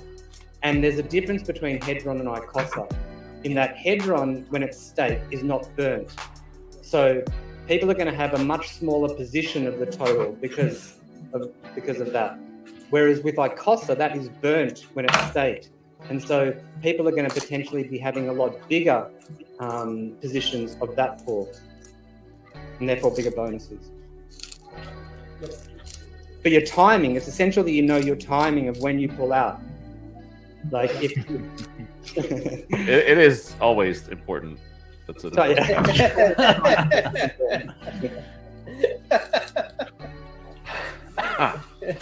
Tough skill to get out. Yes, if you pull out when at the point where you're a shark, you're going to get a much bigger bonus. Whereas if you just pull out and you're only a little shell or something, you're not going to get a bigger bonus. So, and the way to check that, well, I think with icosa, if you just hover over the see just there, you hover over and you can see your position of the icosa pool. And with the Hedron, you just have to take how much Hedron you've got staked, and then go and find out. There's no simple way at the moment on the app to do that. You just have to look on Etherscan to see what the total supply is. And does it actually tell you when you're doing it? Yeah, so this is 11.2 billion. It's a 90-day stake. So basically, it's like multiples of or fractions of 112 trillion. So like 1.12 trillion is, I think, 360-day stake. Then 112 billion is a 270-day stake. 11.2 billion is a 90-day stake, and then you got your 1.112 billion, which is the cap for the 30-day stake, I think it is. It seems complex when you first encounter it, but it really is learnable and understandable if you just take your time and give yourself, a week. of kind of listening to people and reading and looking at flowcharts, and it's not so hard to grasp your head around it after a while. For sure. Unless you're a no coiner. This is really hard. If you just want the They're still trying to figure out hex. So. Yeah. It's a lot if you're asking what a seed phrase is. Like, what's that? Yeah. Hopefully you've at least been involved with hex for a while. A funny comment from K4K. I still think it's funny that someone on their 5555 stake in the future will forget to mint their Hedron. Sadly, but gonna happen. Yeah. Hey, I did okay it. with it. I forgot about it. And you know that guy we recently saw who dumped a whole lot of hex and he didn't mean his Hedron? No, we didn't. I heard he actually. He did. He minted. Yeah, Oh, he did? I went back and yeah. looked. He actually did. That was Okay. good. yeah. That was people going around that didn't actually look. Oh, okay. He minted. I got that from. Oh, well. I didn't check myself. Sorry, guys. So somebody got scared out by the SEC. He can't mint anymore. So, Yeah, there you go. That's true. Yeah, he nuked like 6,000 t-shirts, didn't he? Yeah. Crazy. I think it was just It's like crazy. shy of 90 million hex. It was Like 84 2 million. Yeah. So it was a $2 million left the hex ecosystem overnight. Yeah. Well, it's funny. Someone went back and I think they said he did an initial investment somewhere between like $7,000 and $9,000, and It's like, not bad. Even at all-time lows, currently in the bear market, that's still not a bad investment. That's solid. no, I mean, it's Yeah. a great investment. I mean, that's a lot of cash. So if you think that the next year is going to be crazy, then yeah, maybe that was the play to make. You know, I just tend to think that hex is not like the rest of the crypto out there. So it's a very risky thing to dump 84 million of them, you know, in Yeah, one go. I mean, this close to the bottom. We We're- literally we're bought, close. or the market bought back all of that hex in Instantly. 15 minutes. Yeah. Mhm. If So, that, I mean, if that. So the point is like smart money's looking at that chart and they're saying, okay, so you're telling me that there was $2 million of resting bids on chain, like that says a lot about hex and about the market. So I mean, yeah, the chart's looking great. Downside is limited risk, and it's time to be buying. Like you're in a huge opportunity zone right now on hex, so for sure. We got the 1 cent everyone was looking for. We got the wick. Everyone wanted 1 cent. We got it. Yep, and we might get it again if someone else panics. That's the thing about like such large players. You know, can nuke it, but it's temporary because like we were just referencing it just keeps bouncing right back. We have a ton of people watching, so welcome all, and we have a ton of questions.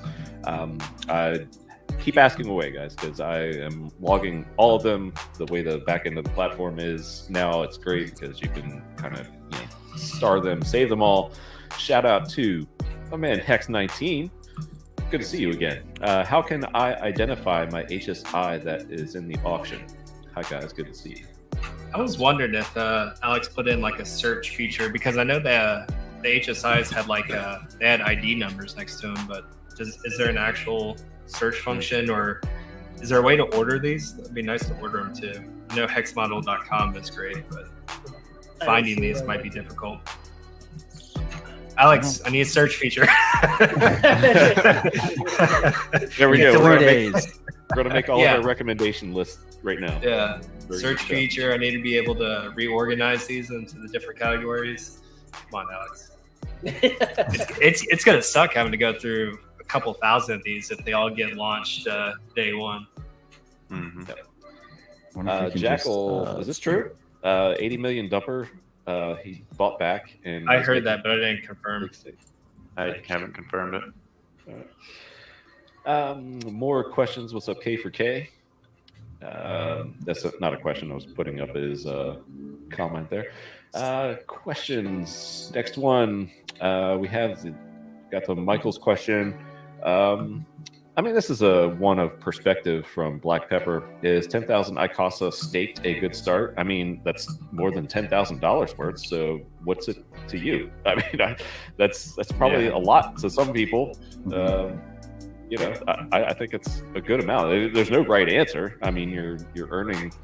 I think drawn a good way to answer that question is just by looking at the total supply. Yeah, just like if you go to Etherscan and you look at how much is out there, currently, and how much you have relative to that total pool. I mean, that's a good metric for how much of the network you control early on, and that could have implications downstream. So I mean, is 10,000 a lot relative to the total? I don't know. I'm trying to check it out right now. This computer's slow. And I mean, Cabana made a great point too. Like, I mean, that's always going to be personal to you whether or not that's a lot. Like, I hate those kind of questions where it's like, I bought 10,000 hex, can I retire in 2 years? It's like, let me just pull out my crystal ball. No. Like, I don't know. There's no way to determine that. Yeah. You just have to do what you're comfortable with. A good way to measure, like they were saying, is just see what your relative position is. Like at least in the staking pool, I don't know if you staked it or not, but if you have staked it, it shows the percentage that you have in the pool.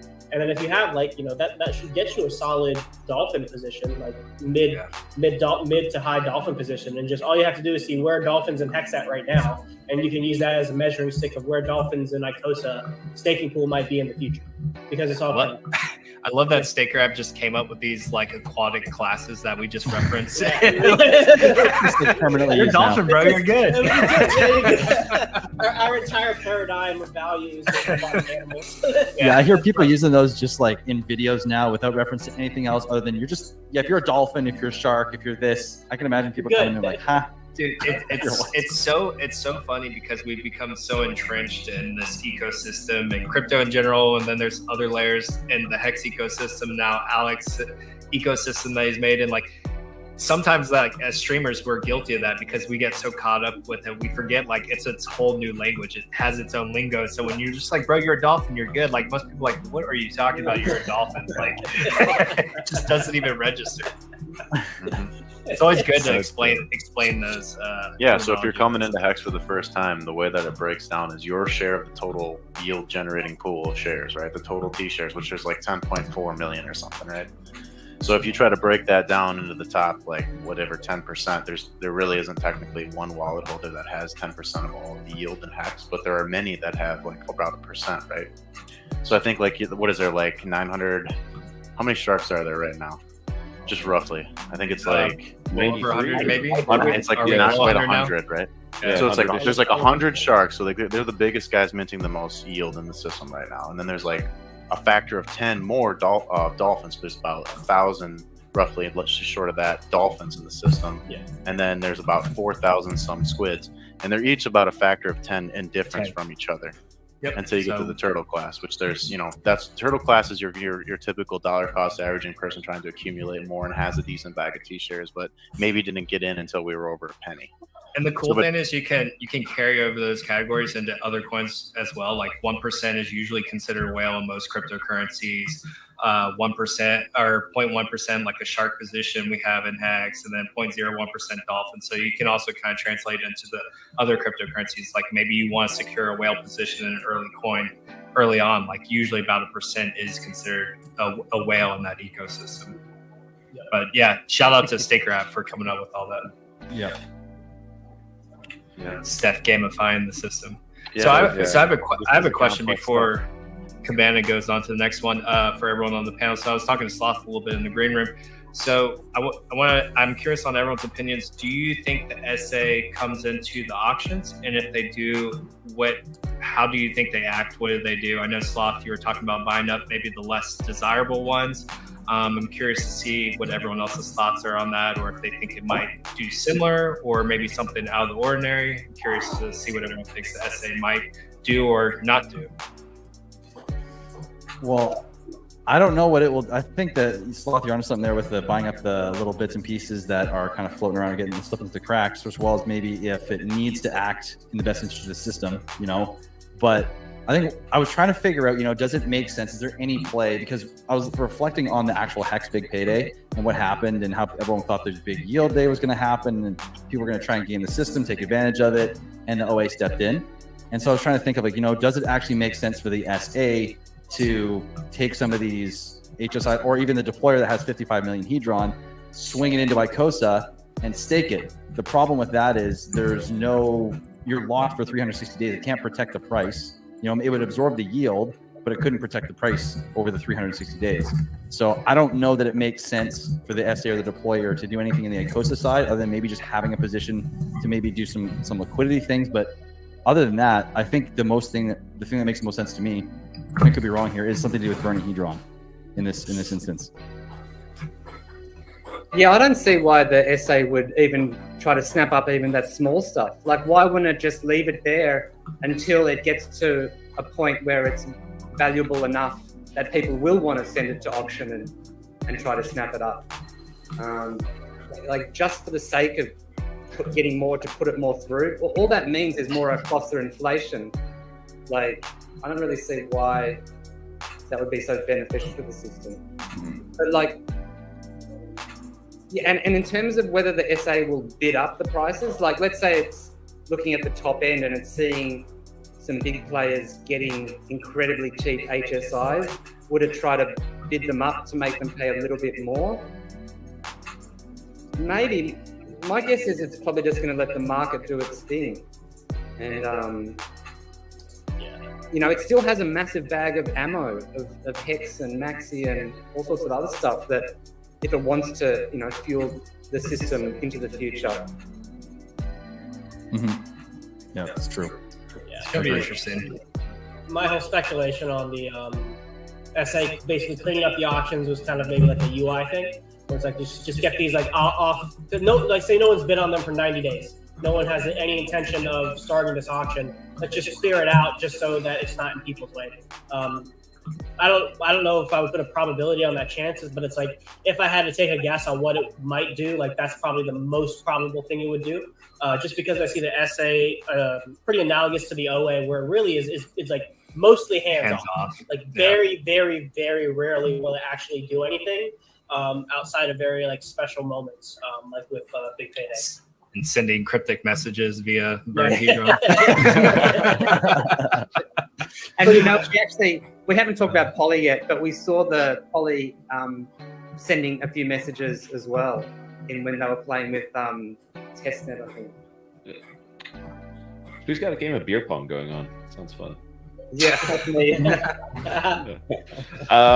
Bob Lee Guy. Did the OA let the market do its thing with the adoption amplifier? Let's see what you did there. Mr. Guerrero. You know what? Like a lot of people assume that was the OA, but at the time, I was just like, no, that's just smart people coming in to pick up cheap Hex. Like, it makes sense that those every day that those would be topped up to around what the market price was. In the amount that came in, though, I mean, those were like lump ETH.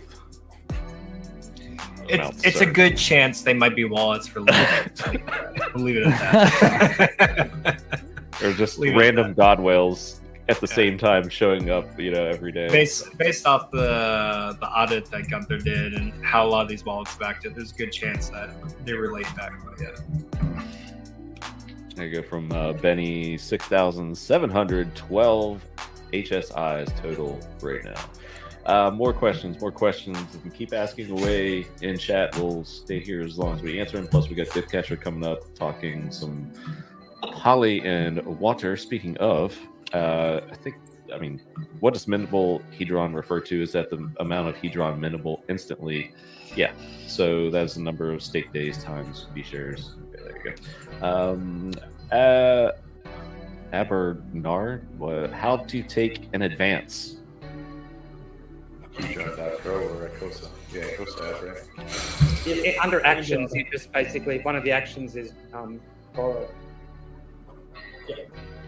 As we're showing it on the screen there, there's a tab there, and then actions over there on the right. So there you go. Follow up to that, I guess. When is the action visible on icosa times Hedron? Am I reading that right? You must have to have maybe it's when you have a stake in there, it'll show up. Yep. After the 6 p.m. rollover, right? It'll be on the far right side too.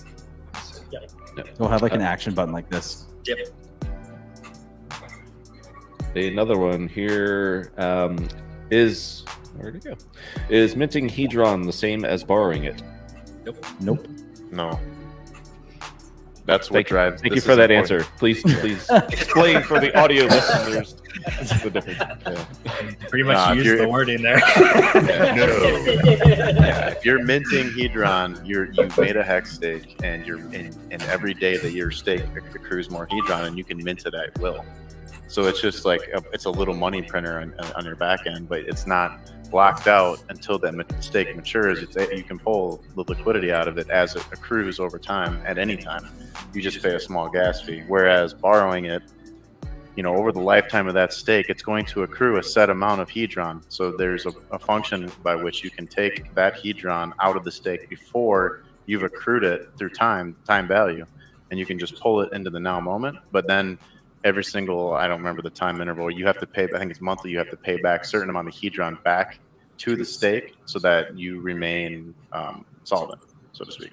And if you do not do that, if you fail that for 3 months, I think it is, then that hex stake then gets forfeited into the auction pool, and that's what everybody's competing over, and that's what's driving this value transfer. Yeah, your hex shares just essentially got another money printer attached to them. It's just Hedron printers as well now. Mm-hmm. Yeah.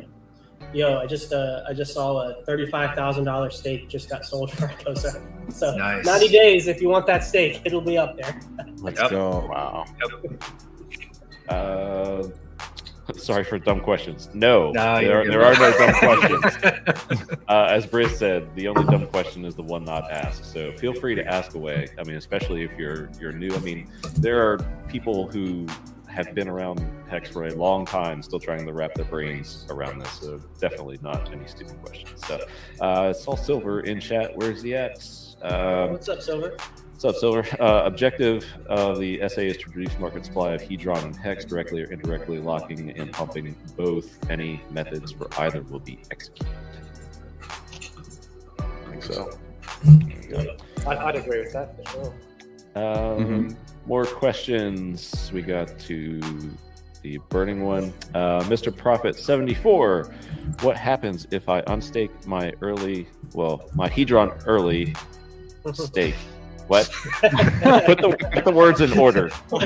Stake. Oh, yeah. What are the emergency end stake penalties?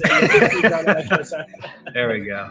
There you Yeah, go. it's pro rata at the end stake. So if you serve like 99% of your time, then you get a 1% penalty. And I think half of that goes to the Hedron. Let's go to the SA, and half of it goes to all the other stakers or something like that. WhatsApp, doesn't that penalty go to the WhatsApp or no? Oh, it goes to the pool for everybody who's stake Hedron. Yeah, so for the icosa penalties, that's distributed to the stakers. And then the Hedron penalties, half of it is burn, which generates more icosa yield, and then half of it is distributed to icosa stakers. Yeah, the SA doesn't get any copies of emergency end stakes like the OA gets a copy. Oh, okay. The SA gets a copy of all the launch phase bonus minting.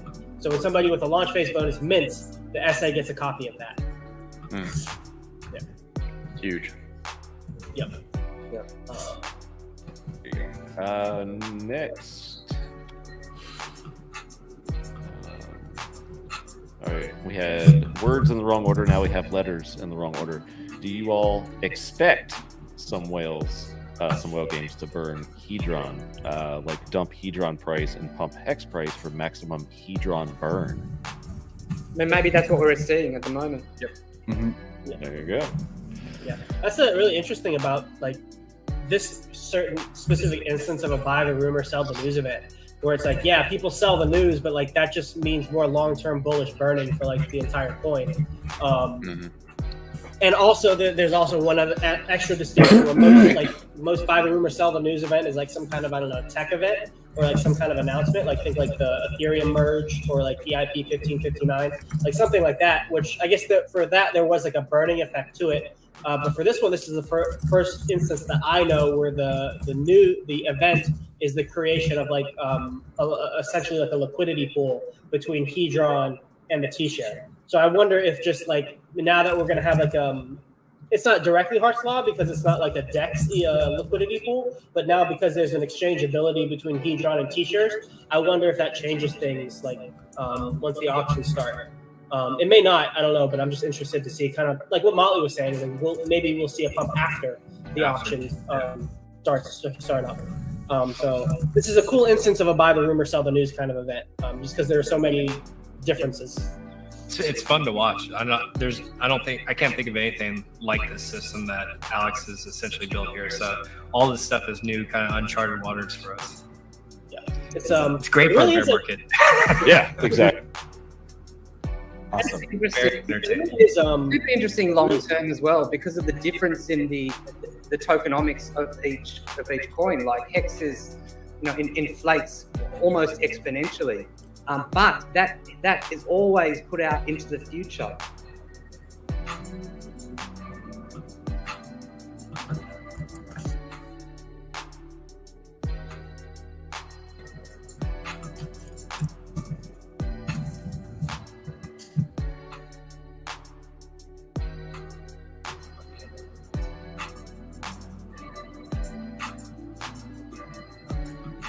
Why did you skip your question? What question?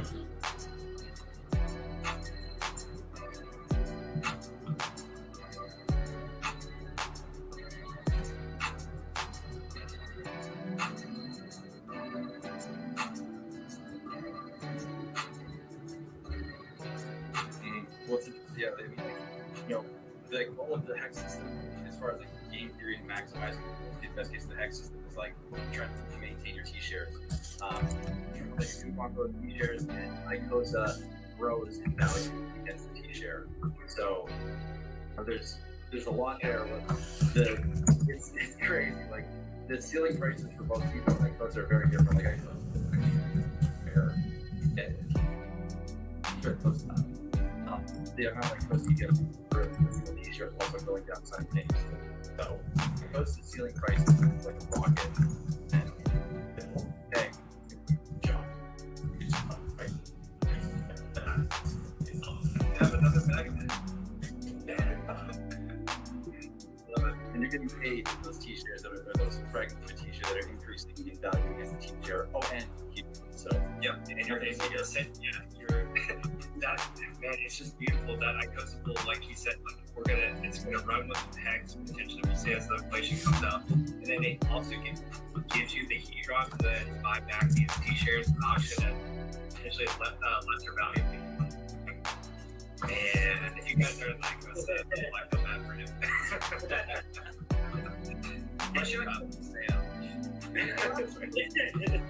It's not confused by it all. It's like the simplest play is just get it at stake, wait, get some income, take that income, wait for time, get the icosa, take the icosa. And the more you wait, just like with Hex, the more beneficial it will be in the long term for you.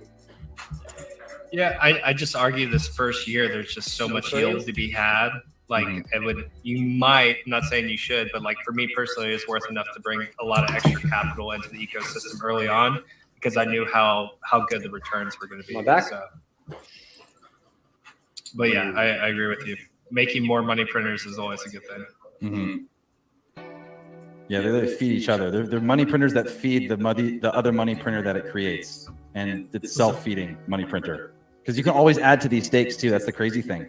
Like you don't have to wait till your stake's done. You can just keep adding to it over time. Every time you get yield from the hedron pool, add your icosa, restake the hedron. Yeah, this feedback loop is pretty unique. I've never seen anything like it.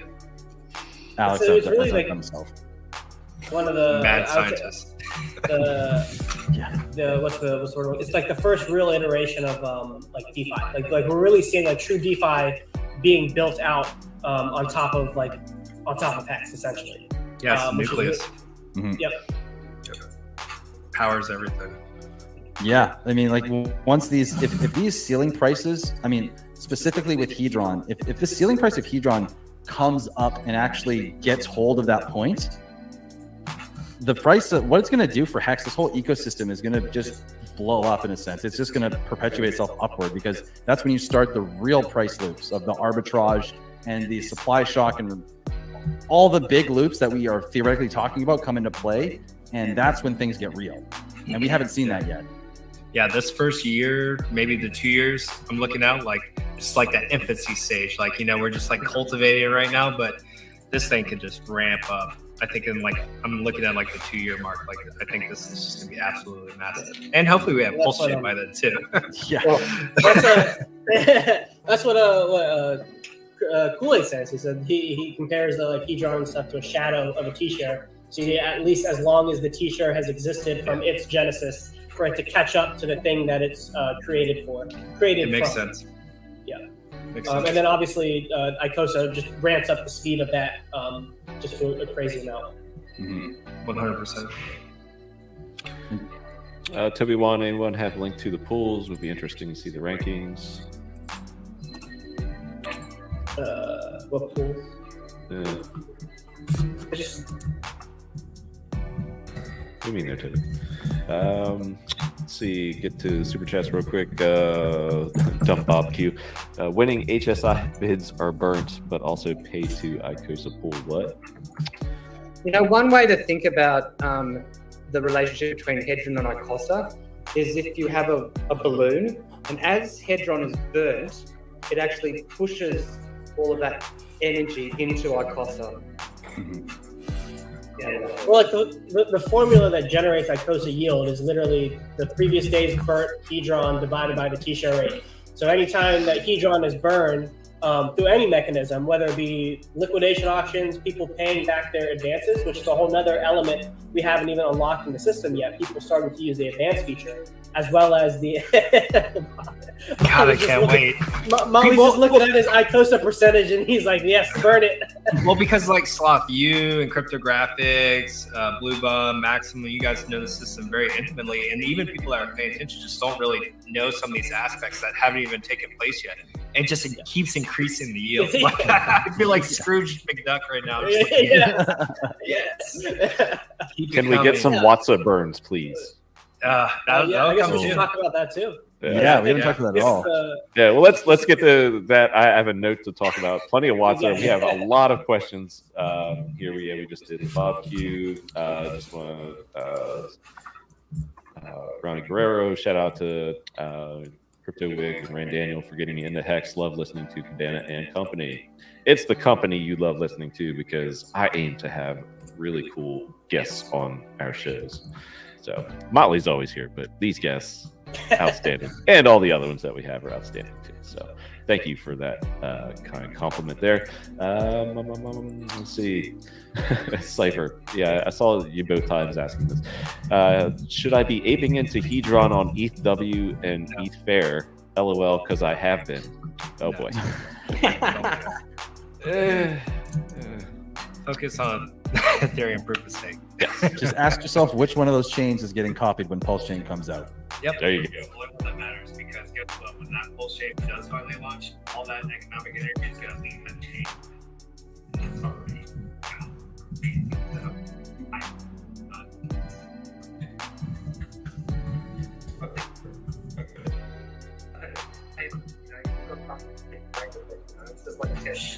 You can play with them, but like, I mean, if you're going to invest new capital, then I just see that as me personally as an opportunity cost. So I'm very cautious when saying, like, you play with your free money that's copied over there, but even putting in a couple $100 was into Hex early on was worth thousands and thousands of dollars. So I'm very cautious and tell people to go put in new capital in something that's very, very high risk. You're already in a high risk enough environment. You don't really need to go full degen. I never go full degen. Yeah, it hurts. It hurts. Doesn't end well usually. This new Gold Key guy, I've never heard of him before. What's up, Gold Key? Hex inflation rate is 9.69%. What are Hedron and icosa's inflation rates? It's not set. There's no set inflation rate, but I believe it's pretty much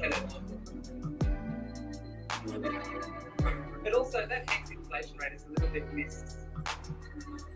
Like, the net presence.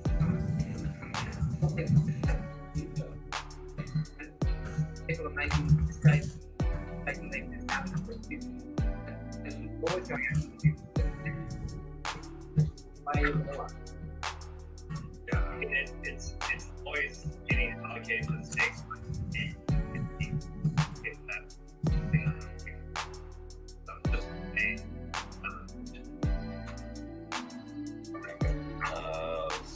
deep. I think for the kind words. They are kind enough.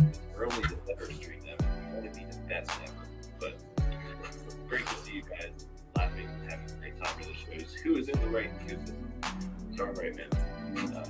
I mean, we're in a bear market. We know it by the like building for this weekend. Sunday in particular. What happens to Hedron that isn't closed before someone ends their stake? Never gets minted. It goes to the Hedron fairy in the sky. Never exists. Lights out. Anyone ever have issues loading the auction tab on Hedron? Mine just gets stuck loading forever. But yeah, they don't have that issue, but that's why use the icosa app. No, that's why I haven't had an issue. Yeah, app.icosa.pro. Yes, pro. Corrected. Opinion question by the almighty Mexican. So, this is a loaded one. More bullish on Hex or Hedron this cycle? Real ish, don't lie. Motley. You like Spurs. You like Motley.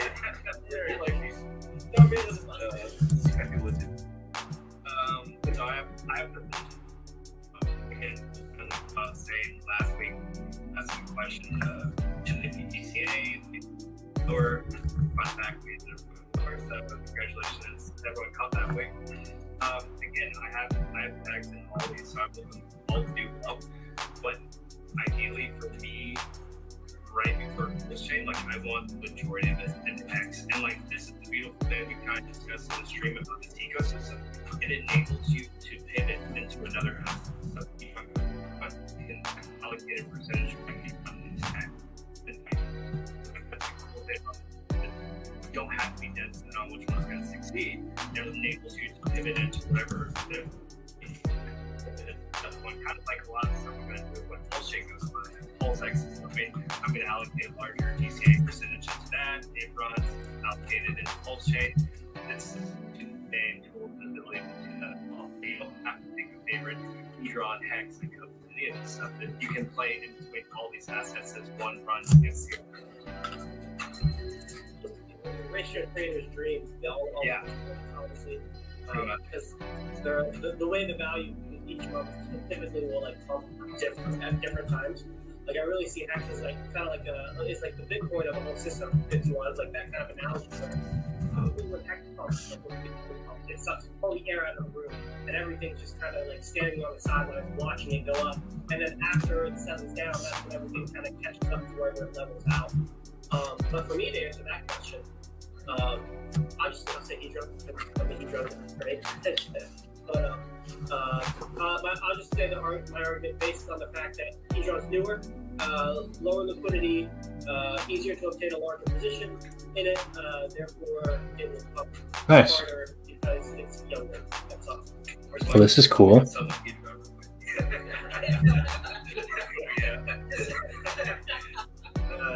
kidding. I need that. I'll take it. The control also coming up with poly.maximus.cash, water.maximus.cash. We will be talking about this. Sir, I'm not giving you money to spam the network. You can take your water going out of here. Debate. All right. We're gonna start talking about it later, or? Oh yeah. The question is coming on. Where are we at? Hex region. Are there any resources for how Hedron works against Hex? We could use Hedron for live stakes, but after each stake is complete, how does Hedron play a part? Slot nodding. Which I like to say first. Well, I guess resources are a lot of our channels. My channel, cryptographics channel, we probably have the most stuff on this channel. Maxim talks a lot about it. Yeah, Maxim, Hedron, Telegram, great place to go. Telegram and icosa Telegram, great place, great resources. If you can catch any of the live voice chats, Executioner's on there a lot, and him, Gift, Blue Bomb is in there a lot. A lot. Even you'll catch Alex in there once in a while. So if you have any questions on like how the system works, those are great places to go. But basically, what your stake adds, that's kind of like that's it. You minted your attack, you minted your Hedron. So now restake it, get more, stake your Hedron, get icosa, all of those options there. They have T-shares, like it's a tool to get more T-shares. Not good.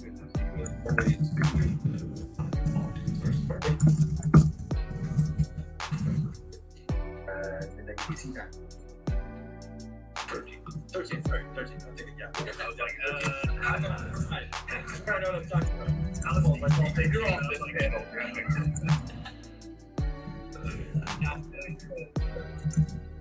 Alright, so you can go to the Lost channel.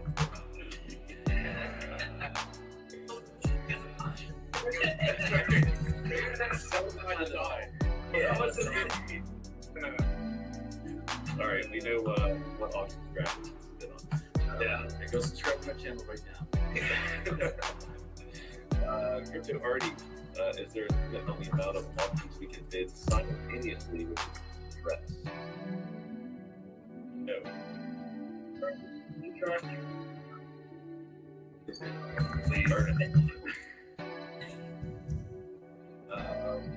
Almighty Hexagon, they on a good state.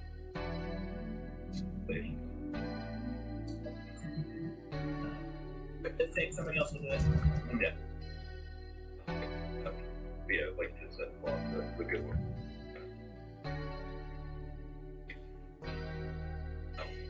I don't think they'll have a problem. Ever.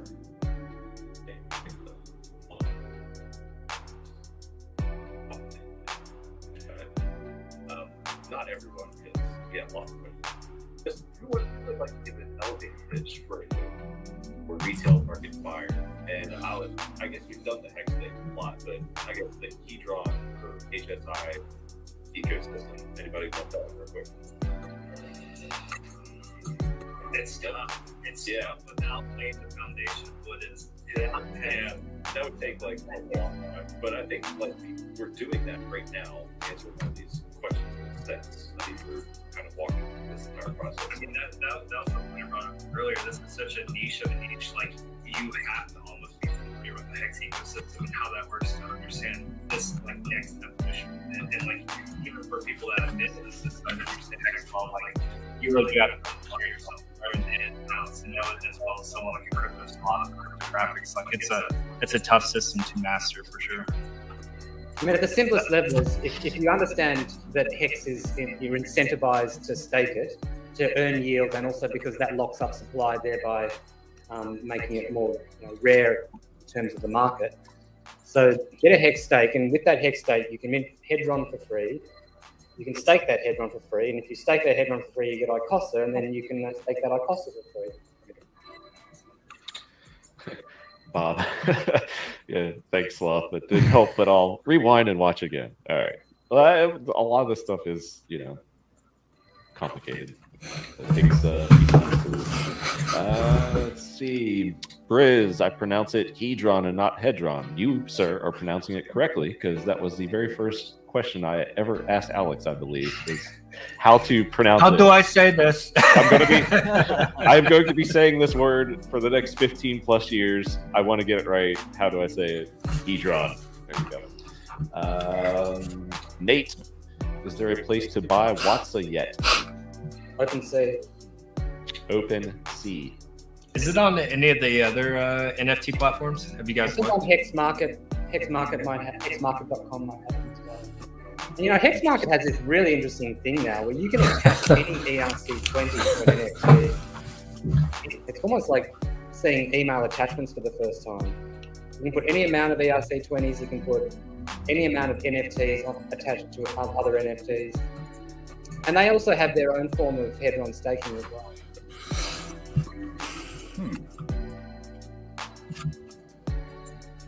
Is that the Hex market? Yeah, looks like it. Here you go. Yeah, there you go. Let's see. I know one of those guys.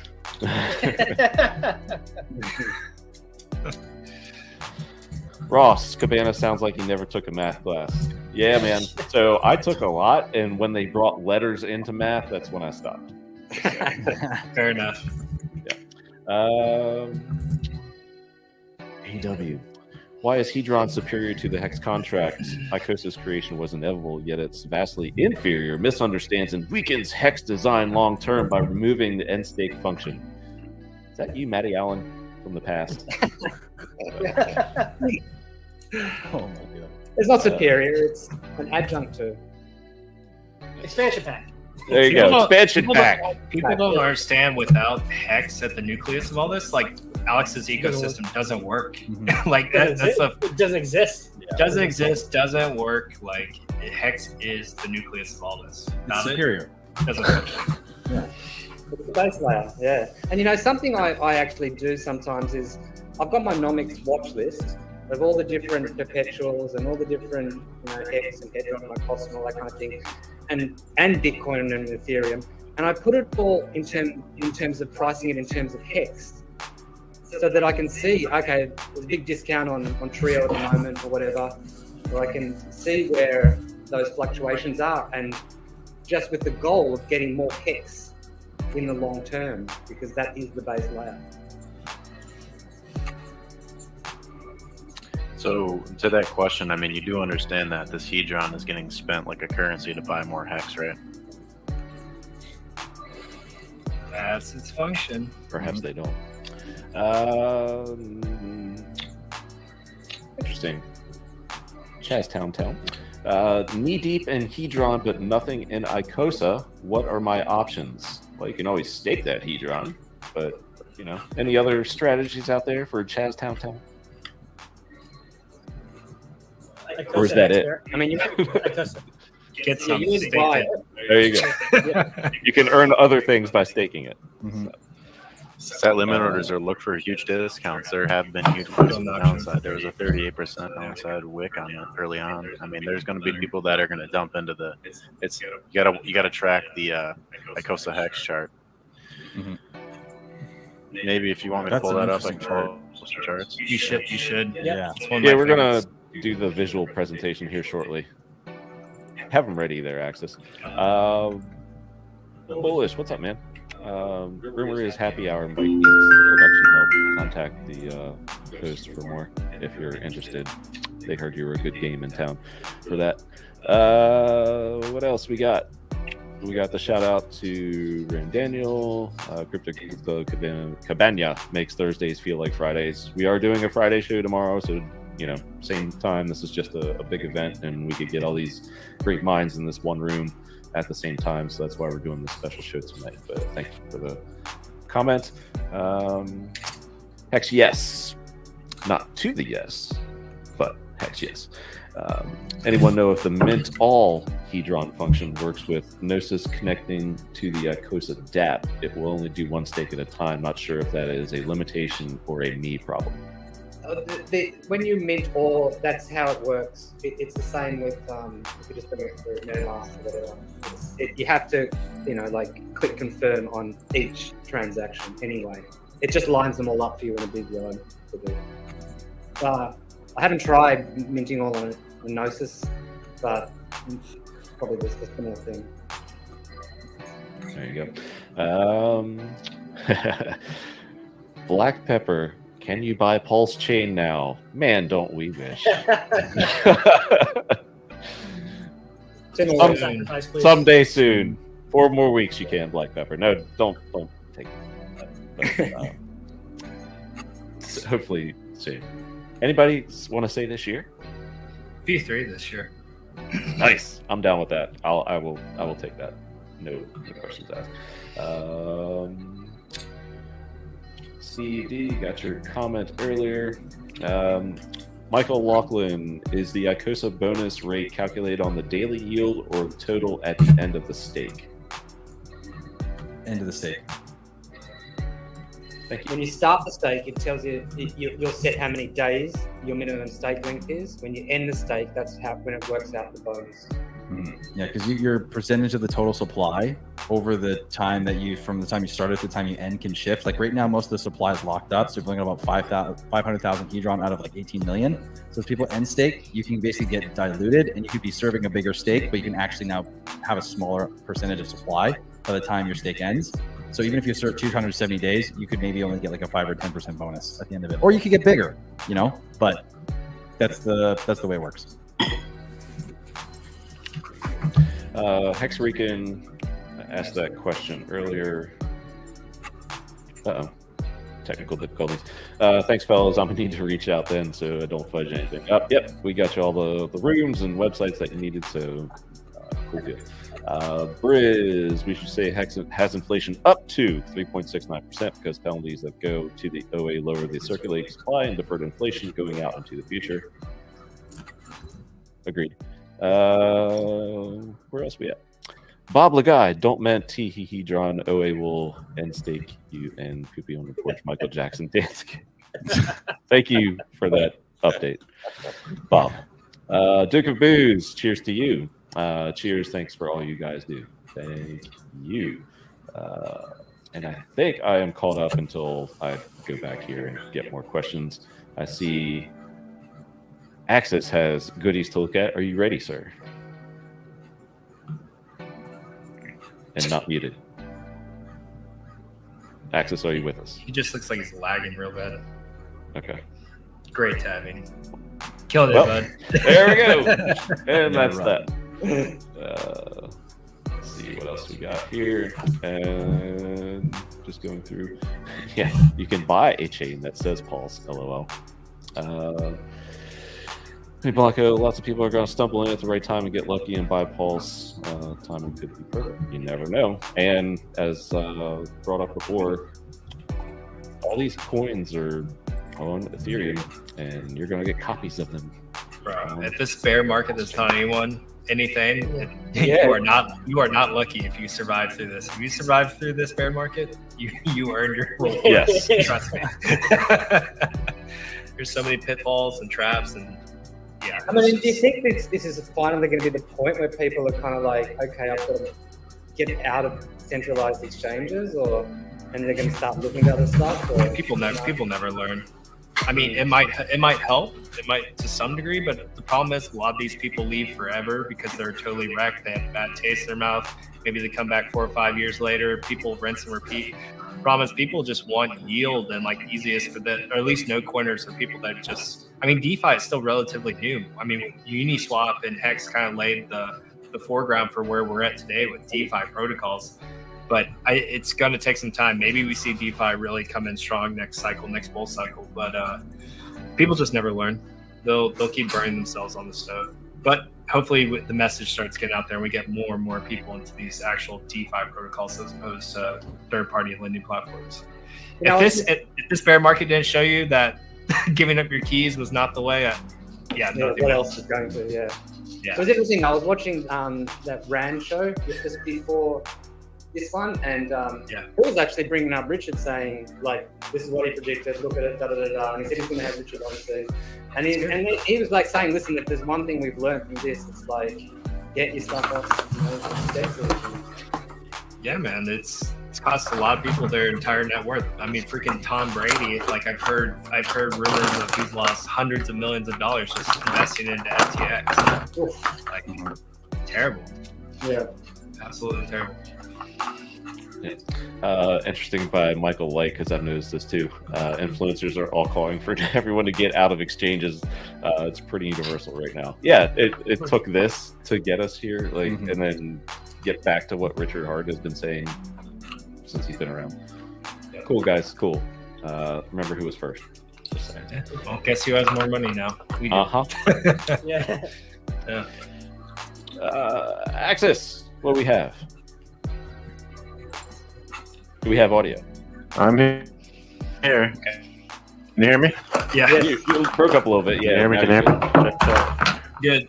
Good. Yeah. All right, can you hear me now? Yeah? Yes. You're good, bro. All right, so this is a key chart, everybody. Okay, so check this shit out. This is the chart that is the most interesting chart to me right now, and it is the dollar chart. And we've broken down. So we've broken key levels on the dollar. Yeah. So, but this is a move that's been playing out for many months. So whenever the dollar stops going parabolic and starts to create some side of a sideways top, that's when you see trend reversals in cryptocurrency. So I'm trying to measure here. This computer sucks. I can't do anything on this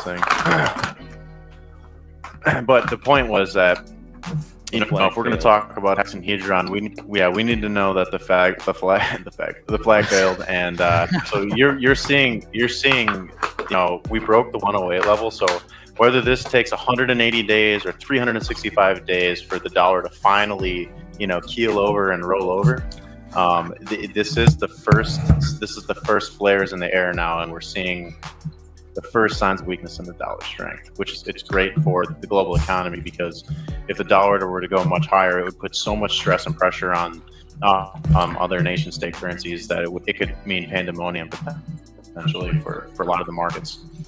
So, this move in the DXY was also followed by a move on the bond chart where the 10-year bonds screamed higher with a 16% move off a low. And so that's signifying things like, like people are starting to change it's an inflection point across multiple markets.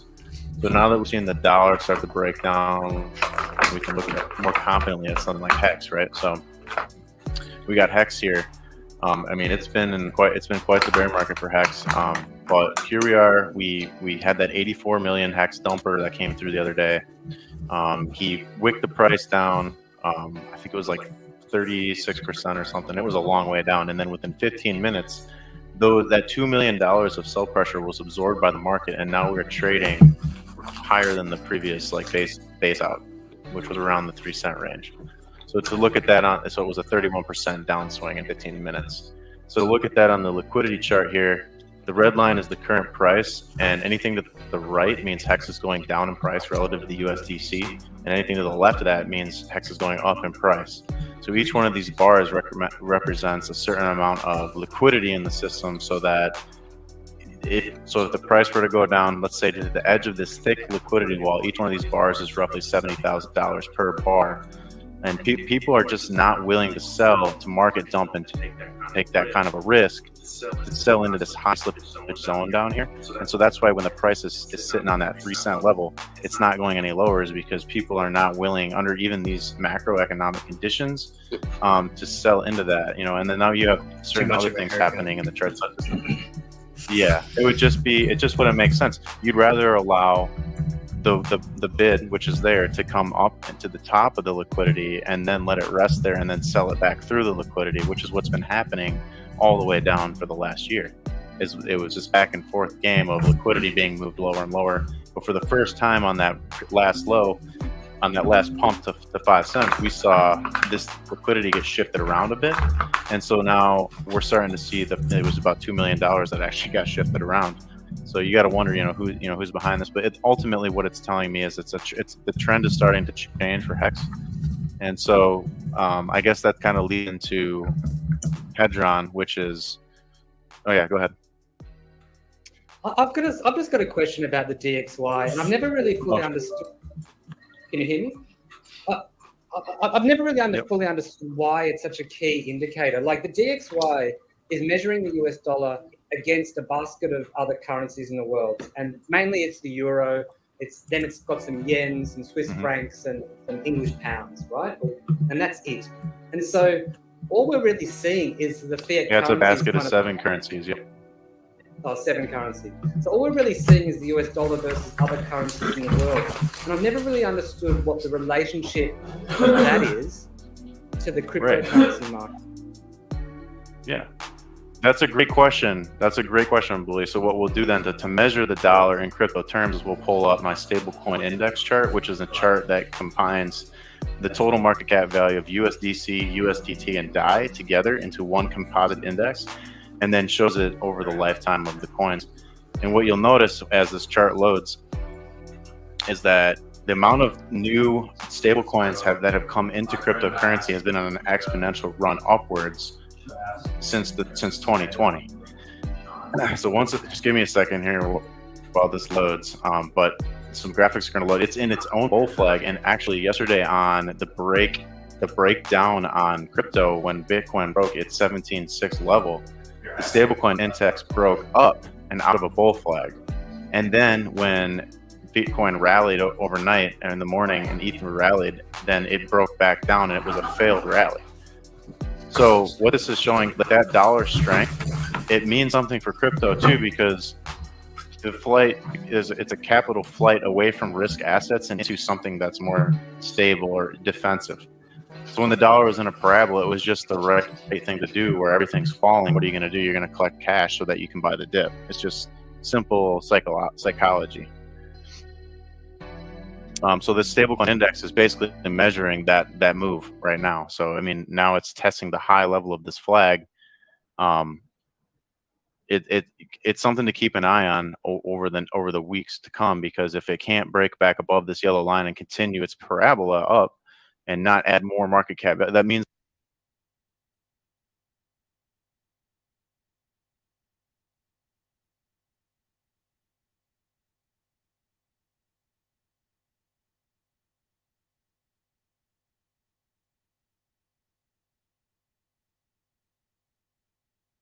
that Bitcoin ETH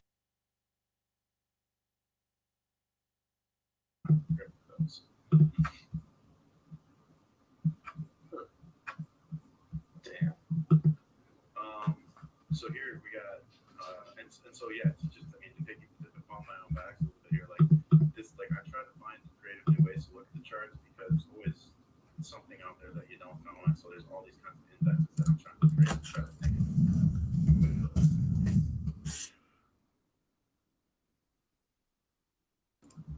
So in Hedron against the USDC is cool and interesting in its own right, but really what is interesting to me isn't necessarily this chart, it's actually Hedron versus Hex, because ultimately what we're saying here is that this is all a trend of the Hex price. So if you're tracking how valuable Hedron is relative to that, you need to look at the Hedron Hex chart. So what this chart here that I just pulled up is just simply Hedron value. So it takes 12,100 Hedrons to get a Hex right now at the very moment, and it's been holding support on that 12,000 Hedron per Hex level now for, I want to say, over 100 days. We got 70 days. So we've been strong above this level for 70 days. Now, as Hex continues to be strong off these lows, you know, potentially it's going to start to correlate and decouple away from the rest of the product due to multiple reasons. You know, obviously the best tokenomics, the best is obviously fundamental effects. But now it's backed by all these derivatives that have gone up in crazy valuations against Hex. Now that money can flow back into Hex and help support that ecosystem. So what we're looking for on this chart is for Hedron to basically come out and base around the midline here of this giant uptrend. And then as Hex rises, this chart would fall if Hedron can't outpace its gains, which is fine, because what you're going to notice is it should have this oscillating pattern over time, over years and years of time. You'll continue to see this oscillation of a 45 up and to the right, where Hedron is over and undervalued relative to the Hex growth rate. So really what this is tracking is the growth of Hex and Hedron's relative valuation to that growth. And this is all tied back into the T-share rate. So everything fundamentally ties back into the rate of growth of the T-share system, because that is what is immutable and unstoppable. That is what gives this system power over every other crypto system. So that's that chart. And then lastly, I wanted to touch on the icosa Hex chart. So this is icosa's valued in Hex. So like as over time you're getting more Hex for holding onto your icosa, and now as Hedrons are playing that sine wave game over time of over and under valuations, that money is flowing into, as it's being earned into icosa. This is where the value is being stored into the yield that you're getting in icosa terms, and it's creating its own premium relative to the Hex valuation as well. So someone had the question earlier, well, where can I find the opportunity in this chart? Well, you see here there was a 38% dip here, 11% dip here, and then we had wicks to the upside, 20+% wicks to the upside. So if you're setting limit orders along this growth trend, you can try to play these games with different position sizes that you're comfortable with. Very cool. What's up, guys? What's up, man? Thanks for having me up. Axis, that chart showing the Hedron Hex, it kind of reminded me of the maxi hex chart leading up to team launch, kind of like that, pricing in a future burn and like just an event where people are going to need to acquire some supply, kind of like where once people knew about it, because I feel like once people knew about icosa, they knew that this 90-day thing was going to go on. That's when like the pricing in has begun. And it was similar with maxi, where like pretty much just the day of the burn was like the top of that like local maxi hex chart. What do you think about the, like, just as it continues through the auctions? Definitely, Matt. That's what we always wondered, if before maxi was a thing, when we spoke about this privately, we always wondered if maxi would just go through this like premium discount cycle relative to the hex growth rate of the T-share, in the same way that this icosa hedron system is doing the same. And I've been amazed by the performance of maxi, and then with the addition of all the other stuff, I mean, it's basically doing its own version of backstopping the sell pressure of hex and giving you alternative ways to get liquidity now, but also put hex out into the future. I think both of these systems are great. I watch both systems all the time, and I think they're complementary to each other and to the hex ecosystem for sure. Sometimes I wish maxi wasn't immutable, so we could be staking the hedron or minting poly with it. Before, like when it first launched, I was like, oh well, we'll just hold this thing, let us price in its end value, and then weeks later, all this other stuff comes out. We're like, well, shit.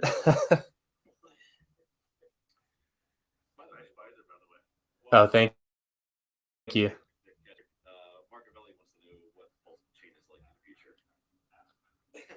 What's pull? I mean, well, yeah, I mean, it's launching on December 32nd, 2022. So get ready for that. So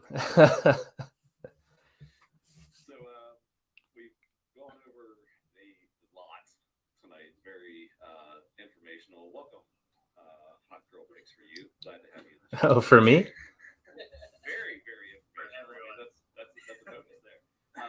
But we have the poly water discussions to you, and what we did with pretty much hedron earlier in icosa is like a very brief overview of what they are, because I know you have like hours worth of videos of just like coding the stuff, and like people can go to Dipcatcher's channel and just watch hours and hours and hours of walking through the actual code, which is just cool, and I can't wrap my brain around that stuff. But can you tell us about poly water and pretty much just what you've built and how it's going to interact, the benefits of it, with this ecosystem?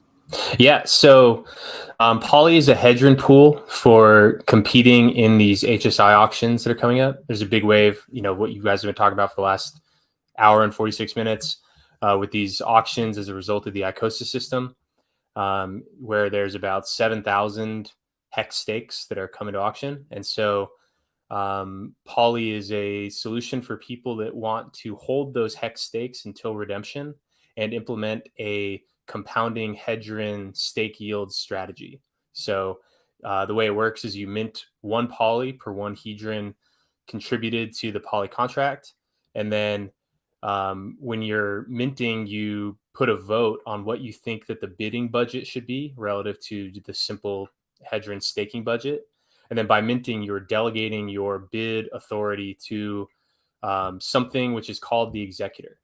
The executor is a set of addresses. There are actually two addresses that can broadcast transactions that are limited to the executor. And so that is the bid function, and it's called loan liquidate, which is the one, it's like the first bid or just the regular loan liquidate bid function in the hedron contract. So that's all the executor can do. They can't withdraw the funds. They're never in possession of the funds. They're just the set of addresses poly holders have delegated the bidding to. It's done that way because if we were to be broadcasting or like hard coding in some bidding strategy or making it like per user vote, it just introduces risk and puts it at a competitive disadvantage. And so by making it done by what is a mystery, no one knows what it is, who it is, and also it's fully immutable. Like, so it's just there, so people can kind of take it or leave it. And so the exact, but it really is done as like a volunteer. Like it's literally, it's a volunteer. They're not getting anything. What water? We'll talk about water in a second. But they, they don't benefit anything. They don't get any poly. They have no other privileges, no nothing. It's well, what we did set up was because originally, because people had asked like where they can donate for gas fees on the executor, because the gas could be shockingly high during this whole event, combined with other things going on. And the executor, they pay the gas to do the bidding, and so we were just going to put up a donation address and say, hey, if you want to send some ETH to the executor, please do that. And which is the Maximus community generally has a culture of donation. They've donated $15,000 to send us to Vegas for that conference. They've sent in, thousands of dollars. Like when I was deploying the Diamond Hands contract, I needed ETH Dub, ETH, and ETH, and people sent that in, a couple $100 there.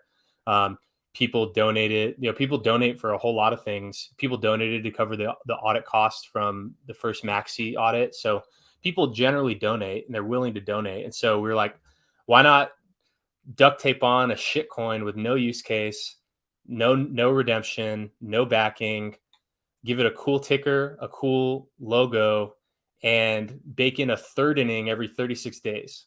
So literally that's all it is. It's the contract itself is like 19 lines of code. It's like all it does is it's just, if you send ETH to this address, it mints you tokens and nothing else. So the water token itself, it's more of like a memento or a symbol of your support for Maximus. It literally is nothing else. It should not be an investment. It's literally like the receipt for your donation to cover these costs. And yeah, so that's poly and that's water. So currently,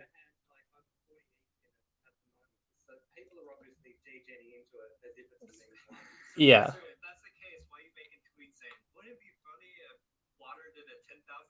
Because it would be hilarious, right? Because maybe a little responsibility of the creator to just, like, hey, this is a joke, or like, well, yeah, it's just a donation token. Yeah, well, that's. Tweet out, like, it might do a 10,000x. I will bet you my entire portfolio it never does a 10,000x. Really? Would you actually? Would you? Yeah, of course. I would. We'd have to do like a base price or whatever. How long of a time? How long of a time waited? We could set it up. Okay, I'll think about it. That's quite the proposition. But all things considered, no. Well, so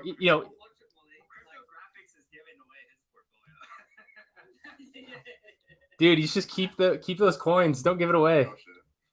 You deserve those coins. Water. Yeah, for sure. Yeah, the liquidity and all that fun stuff. But yeah. Yeah, I mean, it's kind of like, it's literally like it's a donation, and it's clearly stated that it is a donation. That there's like, it's like rather than just like you sending the ETH, it's like we just code it into the because you can code, like you can set it up where you can generate an ETH address, and you can write a smart contract that on any time that ETH is delivered to the contract, it does something. And so it's literally like, rather than just putting up an address, we put up an address that we coded to mint a new token. So it's like, it's identical to just sending ETH. Like when you're doing the interface, you're really doing the same thing your MetaMask is doing when you hit transfer.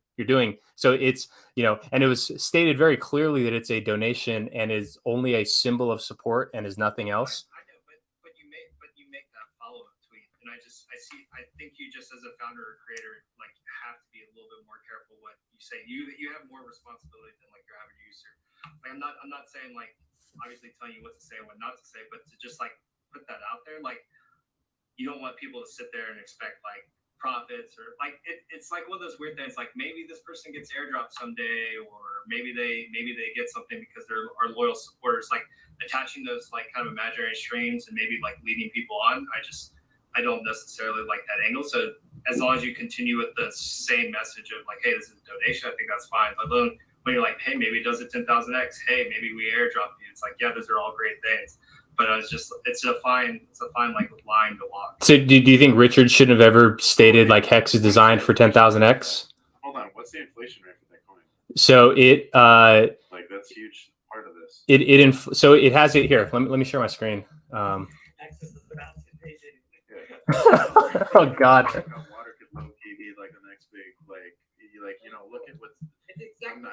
There's a token that get in, sir. Here, let me share my.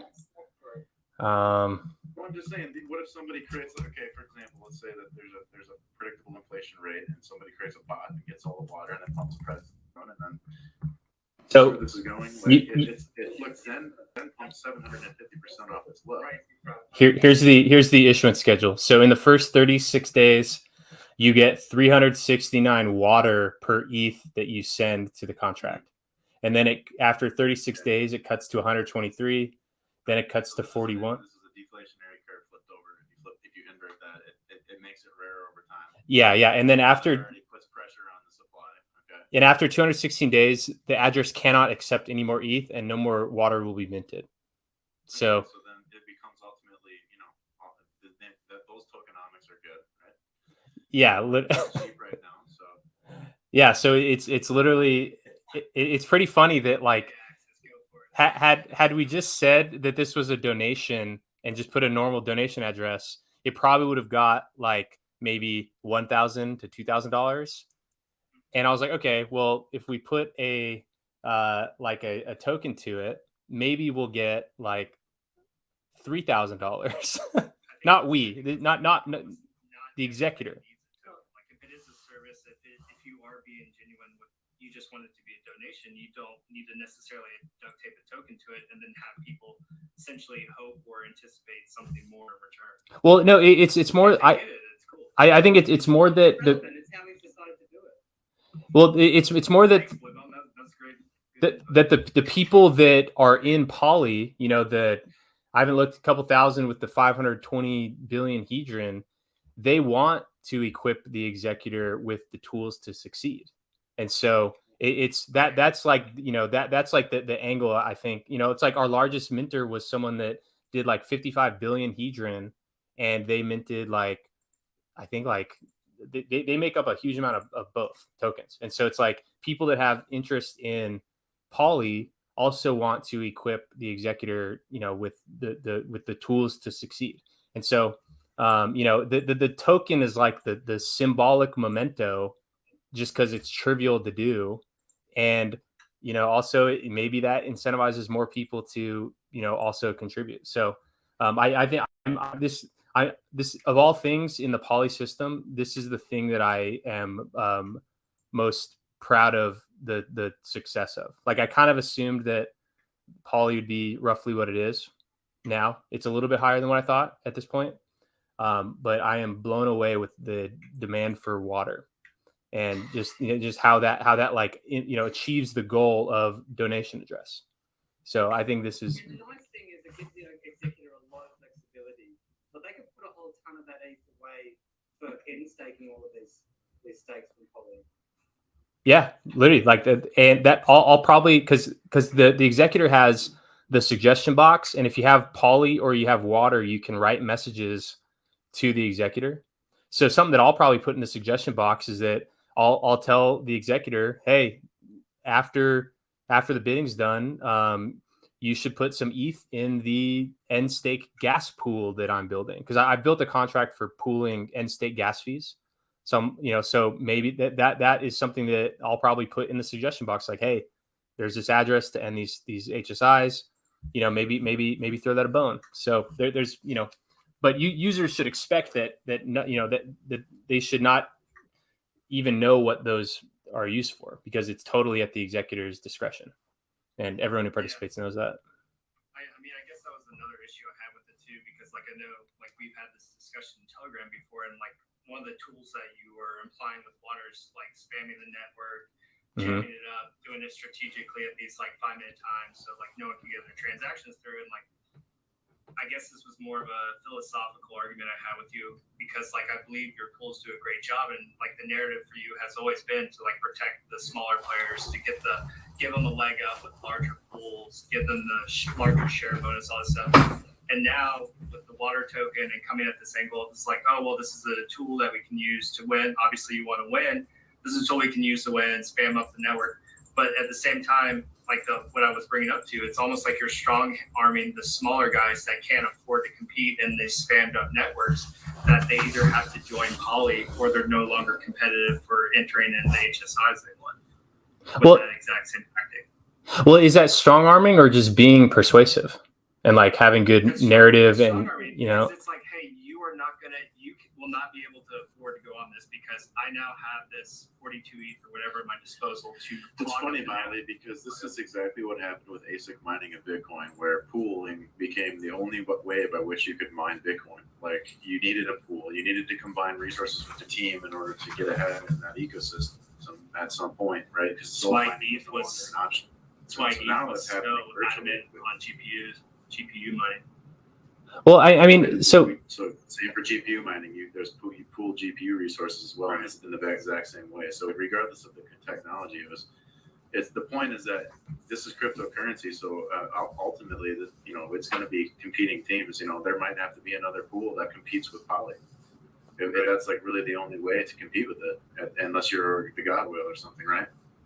Mm-hmm. No, it hasn't got that much hedron in it. It can't be all of the options. There's going to be plenty for lots of other things. It has enough to start all of them, but I don't think they're all going to stay at that starting value.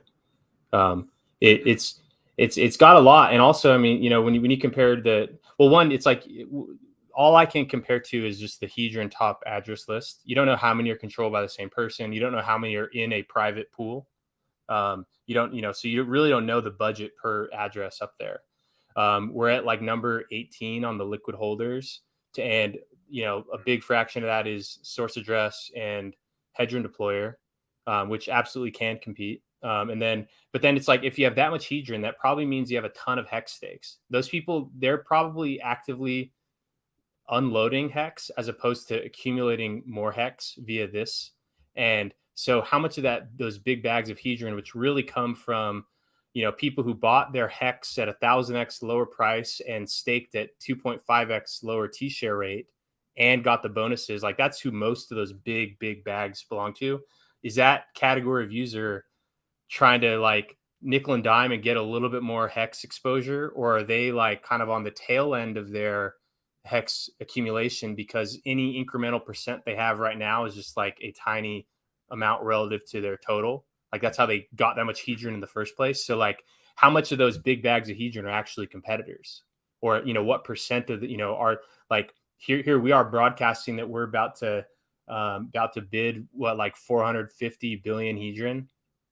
There's barely anyone with 450 billion liquid Hedron at all. And are those people like looking to get more pre-staked hex?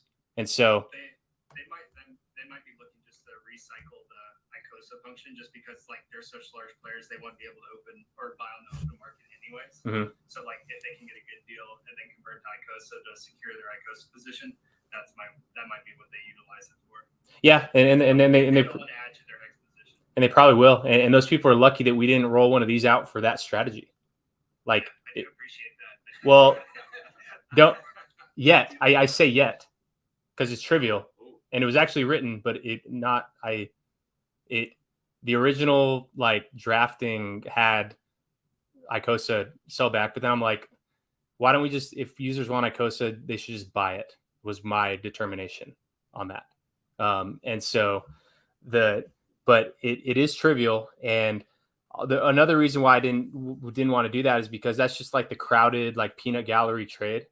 Like everyone's like, oh, we're going to roll back icosa, keep the gravy train rolling. And if like everyone is just doing that because they were just persuaded, and everyone, like that's what everyone's thinking. Like until I was promoting Poly as a HSI hoard plus peel off Hedron and compound a big giant Hedron stake, I had not heard that strategy from anybody.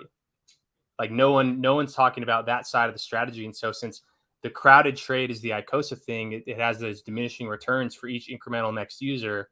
And so the priority was the not crowded, high performing, relatively low risk, strategy. And so, but don't think that the icosa minting was it's actually trivial to do. It would actually maybe be easier than the whole stake management system that we currently have for this, to be honest. But it's kind of comes down to priority of what to get out first. And also with that one, there's like with icosa, there's less benefit in being in a pool. There's benefit in being in an icosa stake pool, but since you're selling it back anyways, you don't care about the gas fee to end the hex stake, and so pool, like, that whole value proposition is diminished because like a bunch of small HSIs can produce almost the same amount of icosa as like a handful of larger ones, because the largest stake I think is what, like 10 million, maybe 15 million hex. So it only gets up to 1% of the bigger pays better. So like that delta between, which is really like the max bigger pays better, it's quoted as 10%, but in effect, it's really 3%.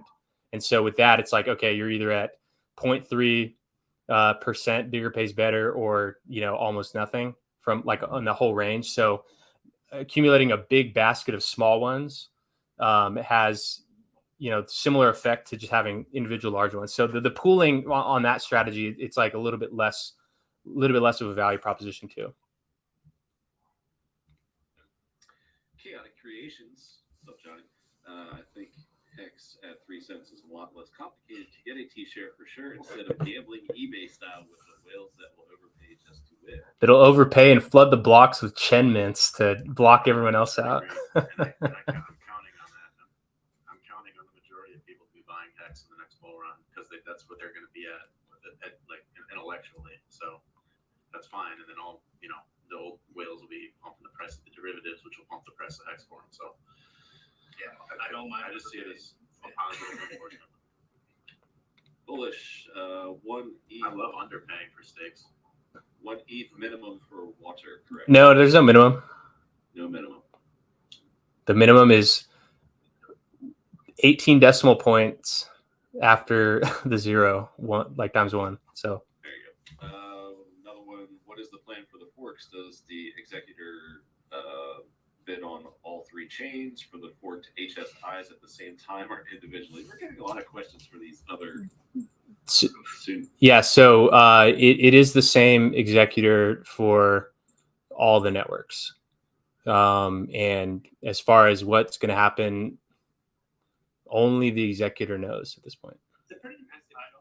Like, it's of like keeping an eye on all 3 chains and understanding the value differences across all 3 chains. Yeah, if I was to invest in Poly, I personally would want the executor to focus on Ethereum proof of stake, please. That would be my first comment. Yeah. That, I mean, it's. You want to throw some Hail Marys at those, sure. Don't invest too much of your bandwidth on those chains. Would be my recommendation. Can you tell us anything about the process for choosing the executor? I simply closed my eyes and I produced a number between 0 and 2 to the 256, and it just happened to be a decode to an Ethereum address, and I simply pasted it into the contract. I simply chose. Thank you for choosing me. I was supposed to say that. Kidding. I see you, SEC. All right. Well, also, it's actually helpful that people think it's me. And maybe one day I'll reveal. Maybe one day I'll reveal who or what it is, and 15 years from now we'll look back and be like, it may shock you. It's like this little 5-year-old just clicking on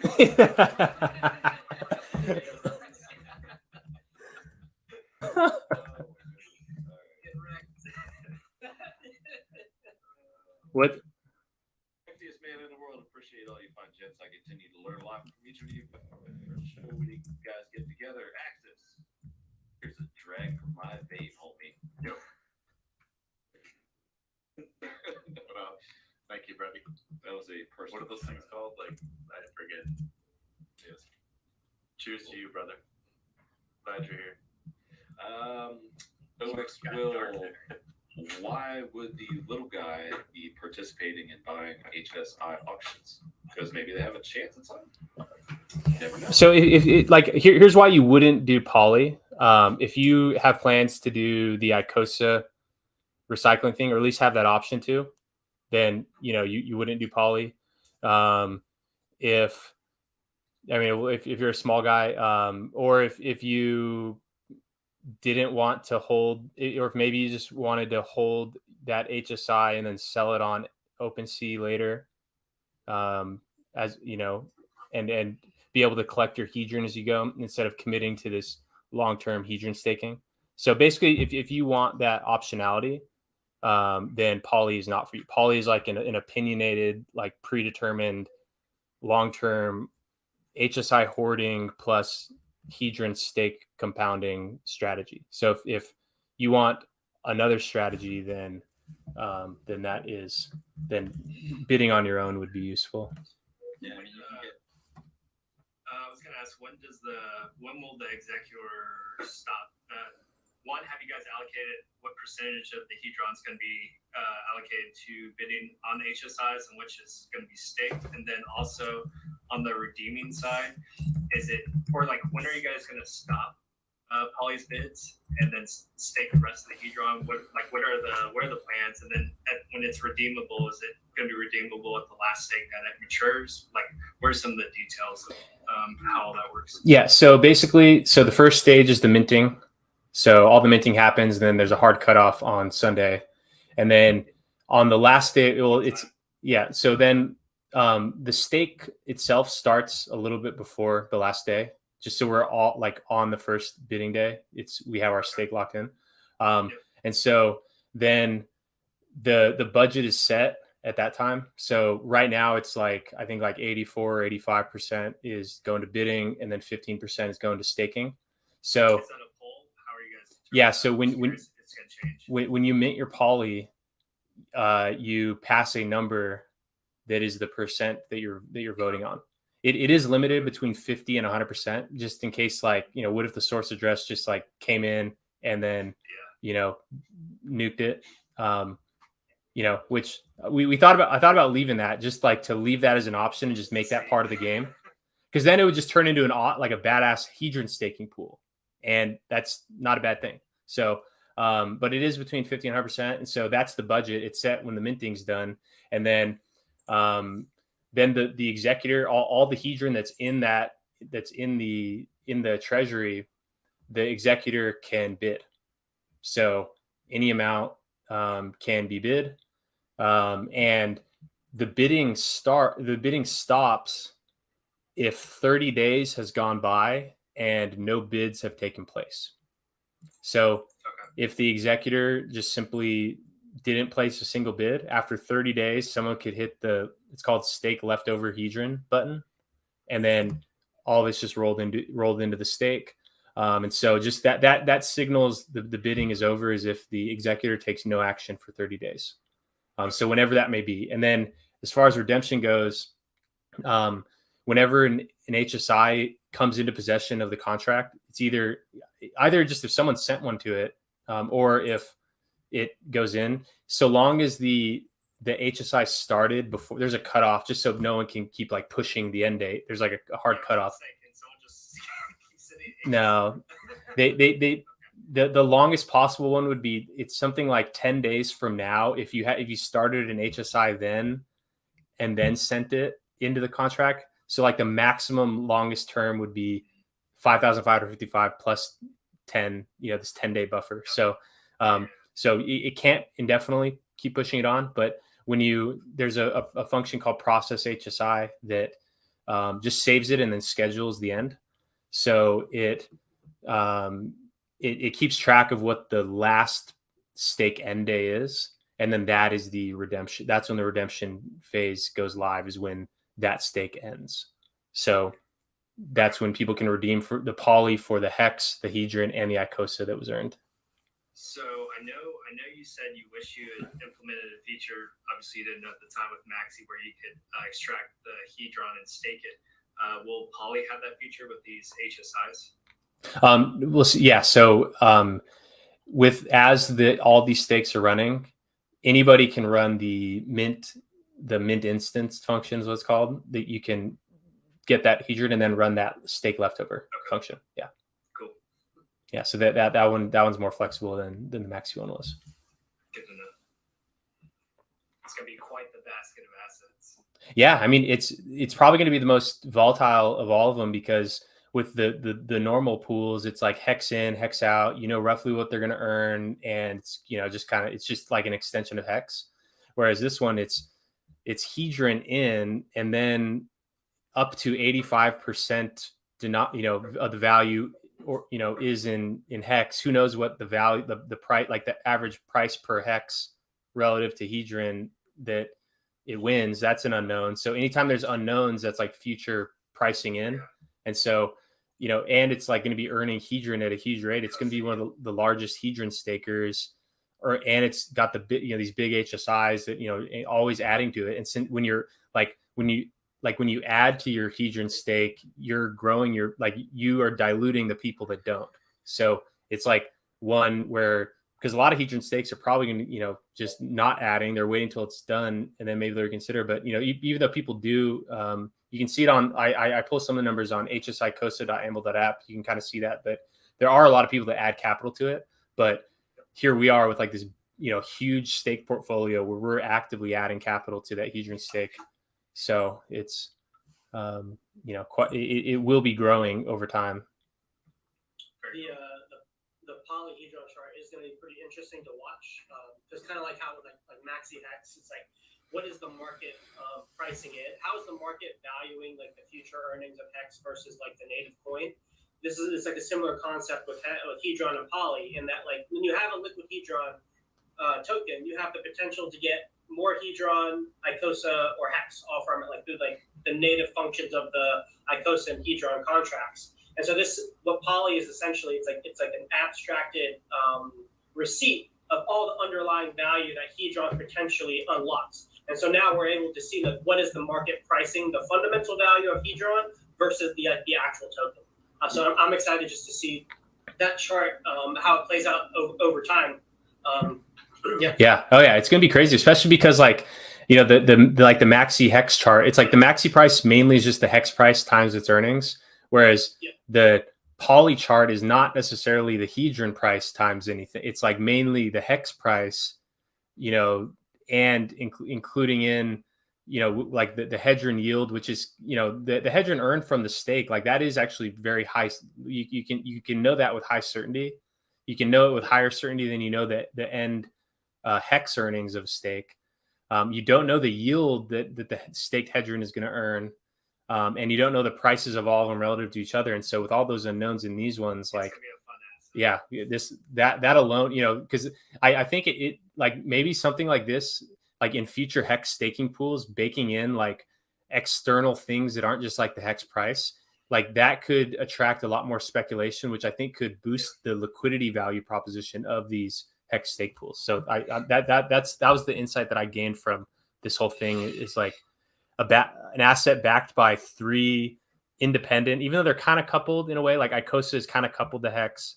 Hedron is kind of coupled, but not really. And they all kind of have their own business cycle and their own supply and demand factors. That I think is important. Yeah, it's gonna be interesting. I like it. Doug Griffiths, I'm old, not expecting to be here in 5555. Well, we will carry on your legacy. Come on. Don't worry, you got tradable derivatives. Yeah. It's the whole point of the stream. Uncle Will, HSI auctions on ETH and Fair? Question. Yep, they're there. Yep. Let's see.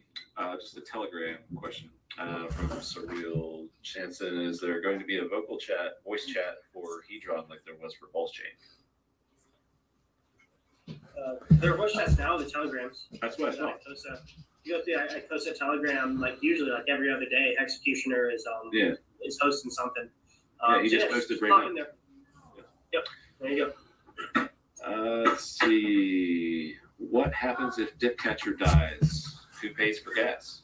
Oh, what happens if the executor dies? So if no bids are placed in a 30-day period, then it just turns into a giant hedron stake pool.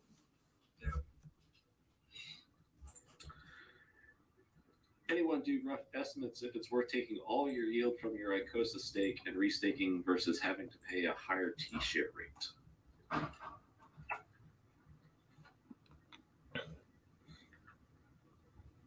No idea. Okay. Well, wait. It's like I think they're asking if you unstake your hedron stake and then restake that icosa, are you getting more points than if you just let your stake continue because you're getting diluted by the T-share rate? The app does that calculation for you. Like if you just pull it up and type in what you wanted to potentially add, it'll calculate the new point system, the points that you'll have. So just compare it to what you have versus what it's projecting you to have. And that's why people lock in their first one, and then if they have others they want to add to it, they make them separate so that you can have your like. I will say for people who have hedron stakes ending, taking that icosa yield is probably a good idea to restake that icosa because this is like some of the highest inflation for the yielding that we'll ever have. Yeah, so because most icosa stakes aren't ending in a sufficient time manner to capture that, but a lot of hedron stakes are. Peter Danis, 87. How many times per year do you plan to mint hedron from bought HSI stakes? So if he's asking that, so anyone can run it. It's a public function. Maybe there's some like AMR bonus thing, but we who knows if that will actually make an impact. But it can be run by anyone at any time. But whoever runs it pays for the gas to do that. So I guess we'll just see. Fast Abdul asks, Dip Catcher, what is your address? No, what is the name and home address of the executor? I think it's on the moon. They live at 42 Sesame Street. 72 Wallaby Way.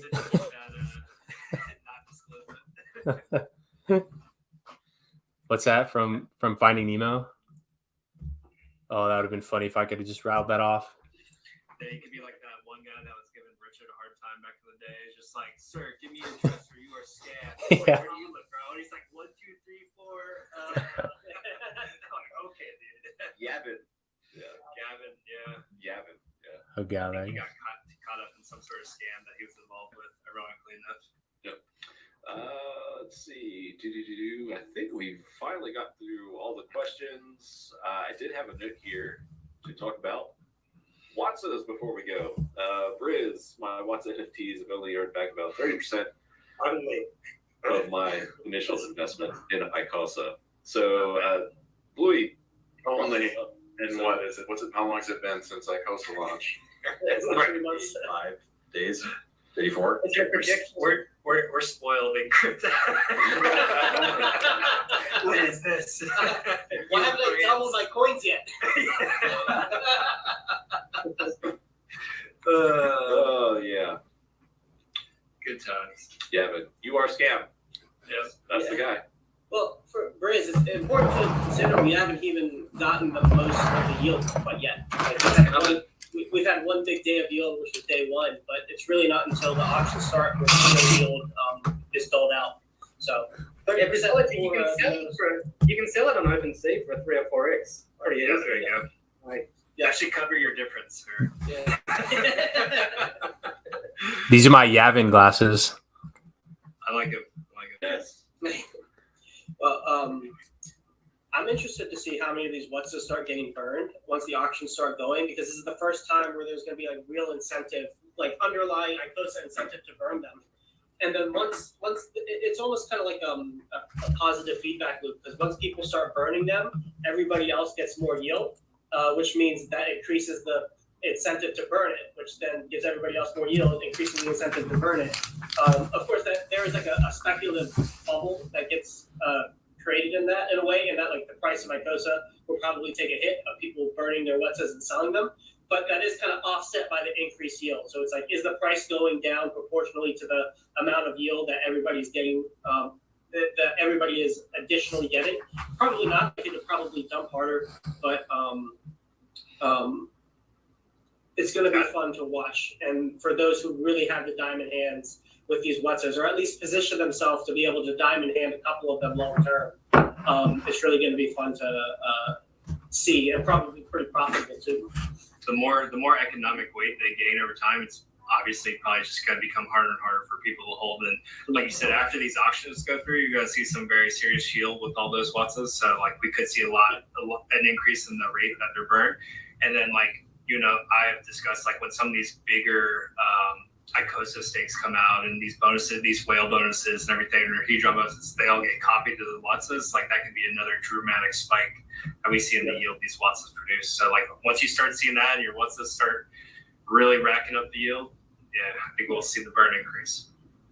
I guess we'll also have to see how liquid the secondary market is too, because people may want to sell them on like OpenSea or whatever NFT marketplace is available. So that could slow down some of that, like some like a flywheel positive feedback loop effect. Or they might want to add them to a Maximus WhatsApp pool. Yeah, They're also going to Don't tell Java. I forbid you to make any more calls. They're also going to have lots of their own. They're also going to have their own unique images very, very soon. Yeah. We've been working the on. real value proposition, the JPEGs. It's going to be artwork. Yeah, And not only that, the market, you're going to be able to group them and do all. I mean, you can attach almost anything you want to it, so you're going to be able to like make what you want to try to sell on a market. I've actually been looking at doing something with that as well, and then kind of like combining something like Hex Toys is doing. Dip Catcher ever gets done playing around with pools, maybe he wants to help the coding aspect of it. Of what? Of this idea I have for the WhatsApp. Speaking of helping with the coding aspect, yes. Dip Catcher spent some excessive amounts of time within the last 48 hours working on a new indicator for me. Yeah, I just wasted my whole afternoon yesterday. One question. Dude, that was made me so hyped, bro. I love that, man. I love you so much, brother. Like, Well, it was worth it because I don't know if I should blow the lid on it. well, it was worth it because like for all of it, I was already wanting to plug directly into the Uniswap liquidity pool data for some information I'm surfacing for the executor.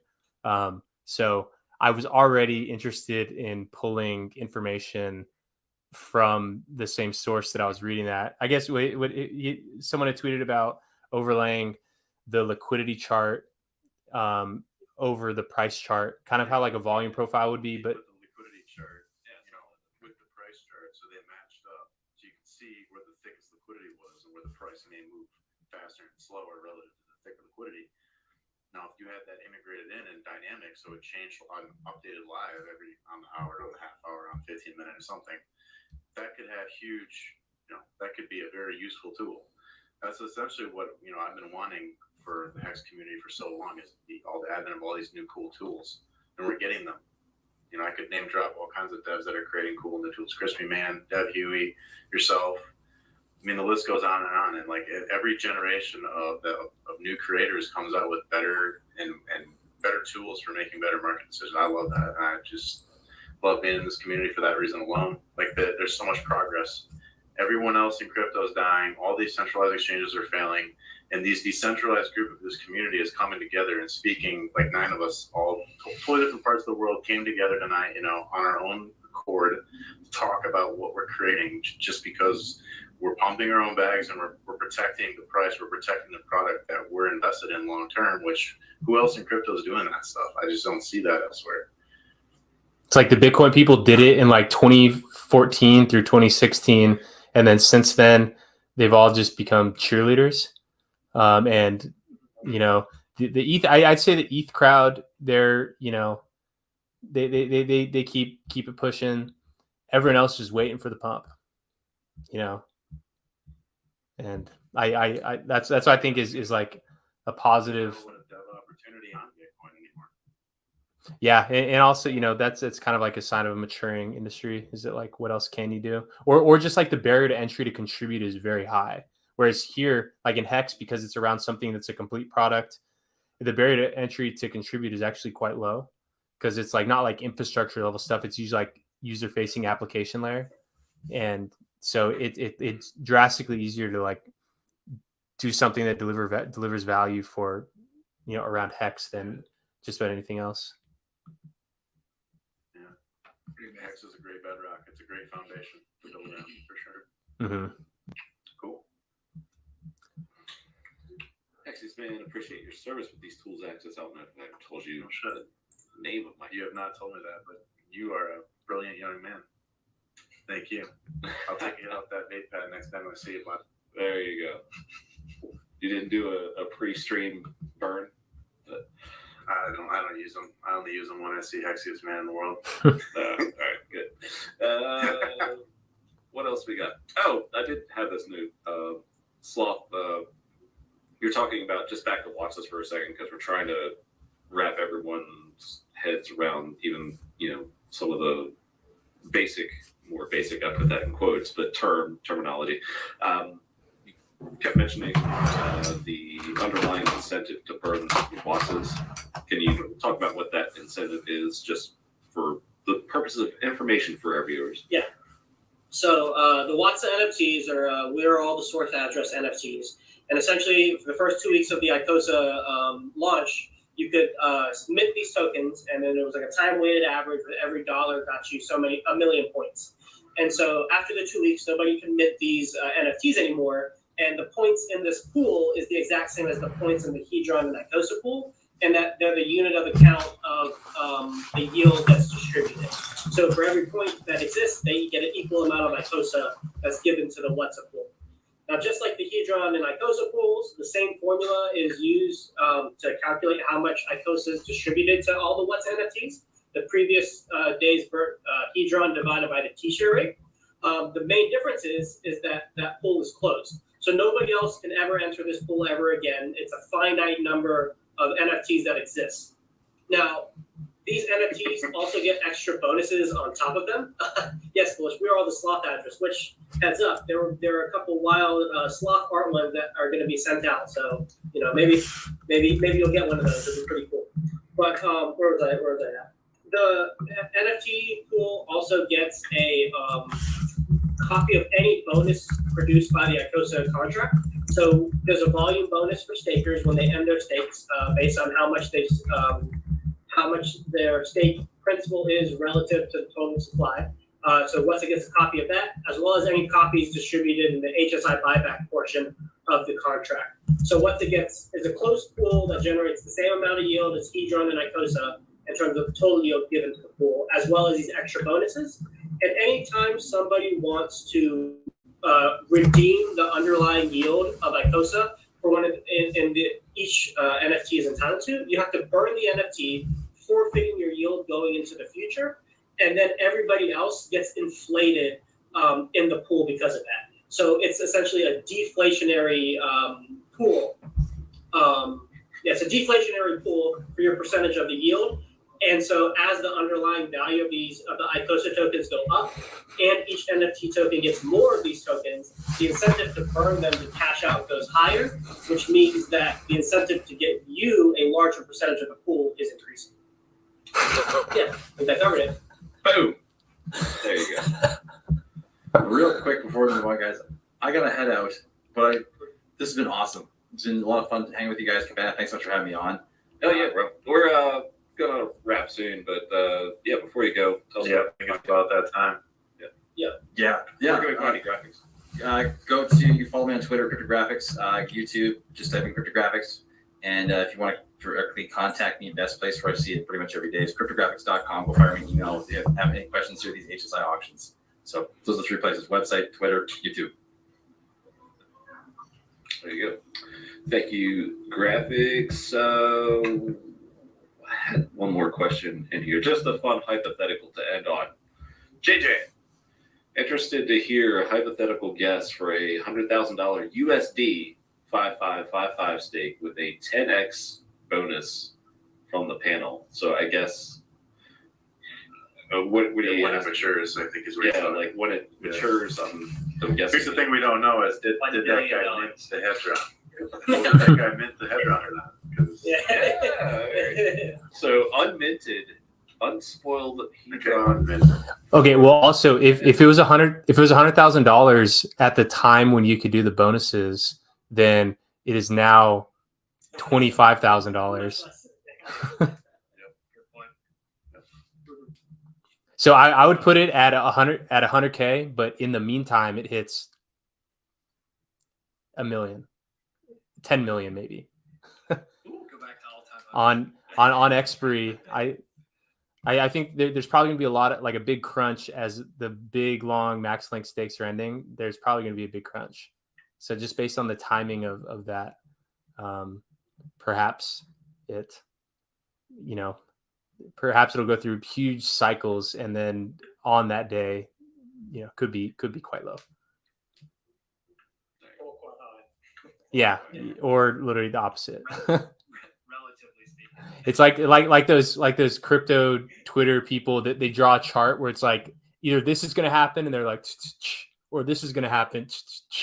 It's like, okay. Yeah. Yeah. It could go up or it could go down. Those are my favorite ones. TA, baby, TA. All right. Well, that brings us pretty much to a close because I've gone through every topic, every question that's been in the chat. You guys have been awesome. We've gone for over 2.5 hours now, and pretty much, the normal happy hour shows we bill as informal, or so usually, but also informative. This was quite informative, so pretty much everything you need to prepare yourselves for these HSIs that start Sunday. Go back and have a blast through the stream.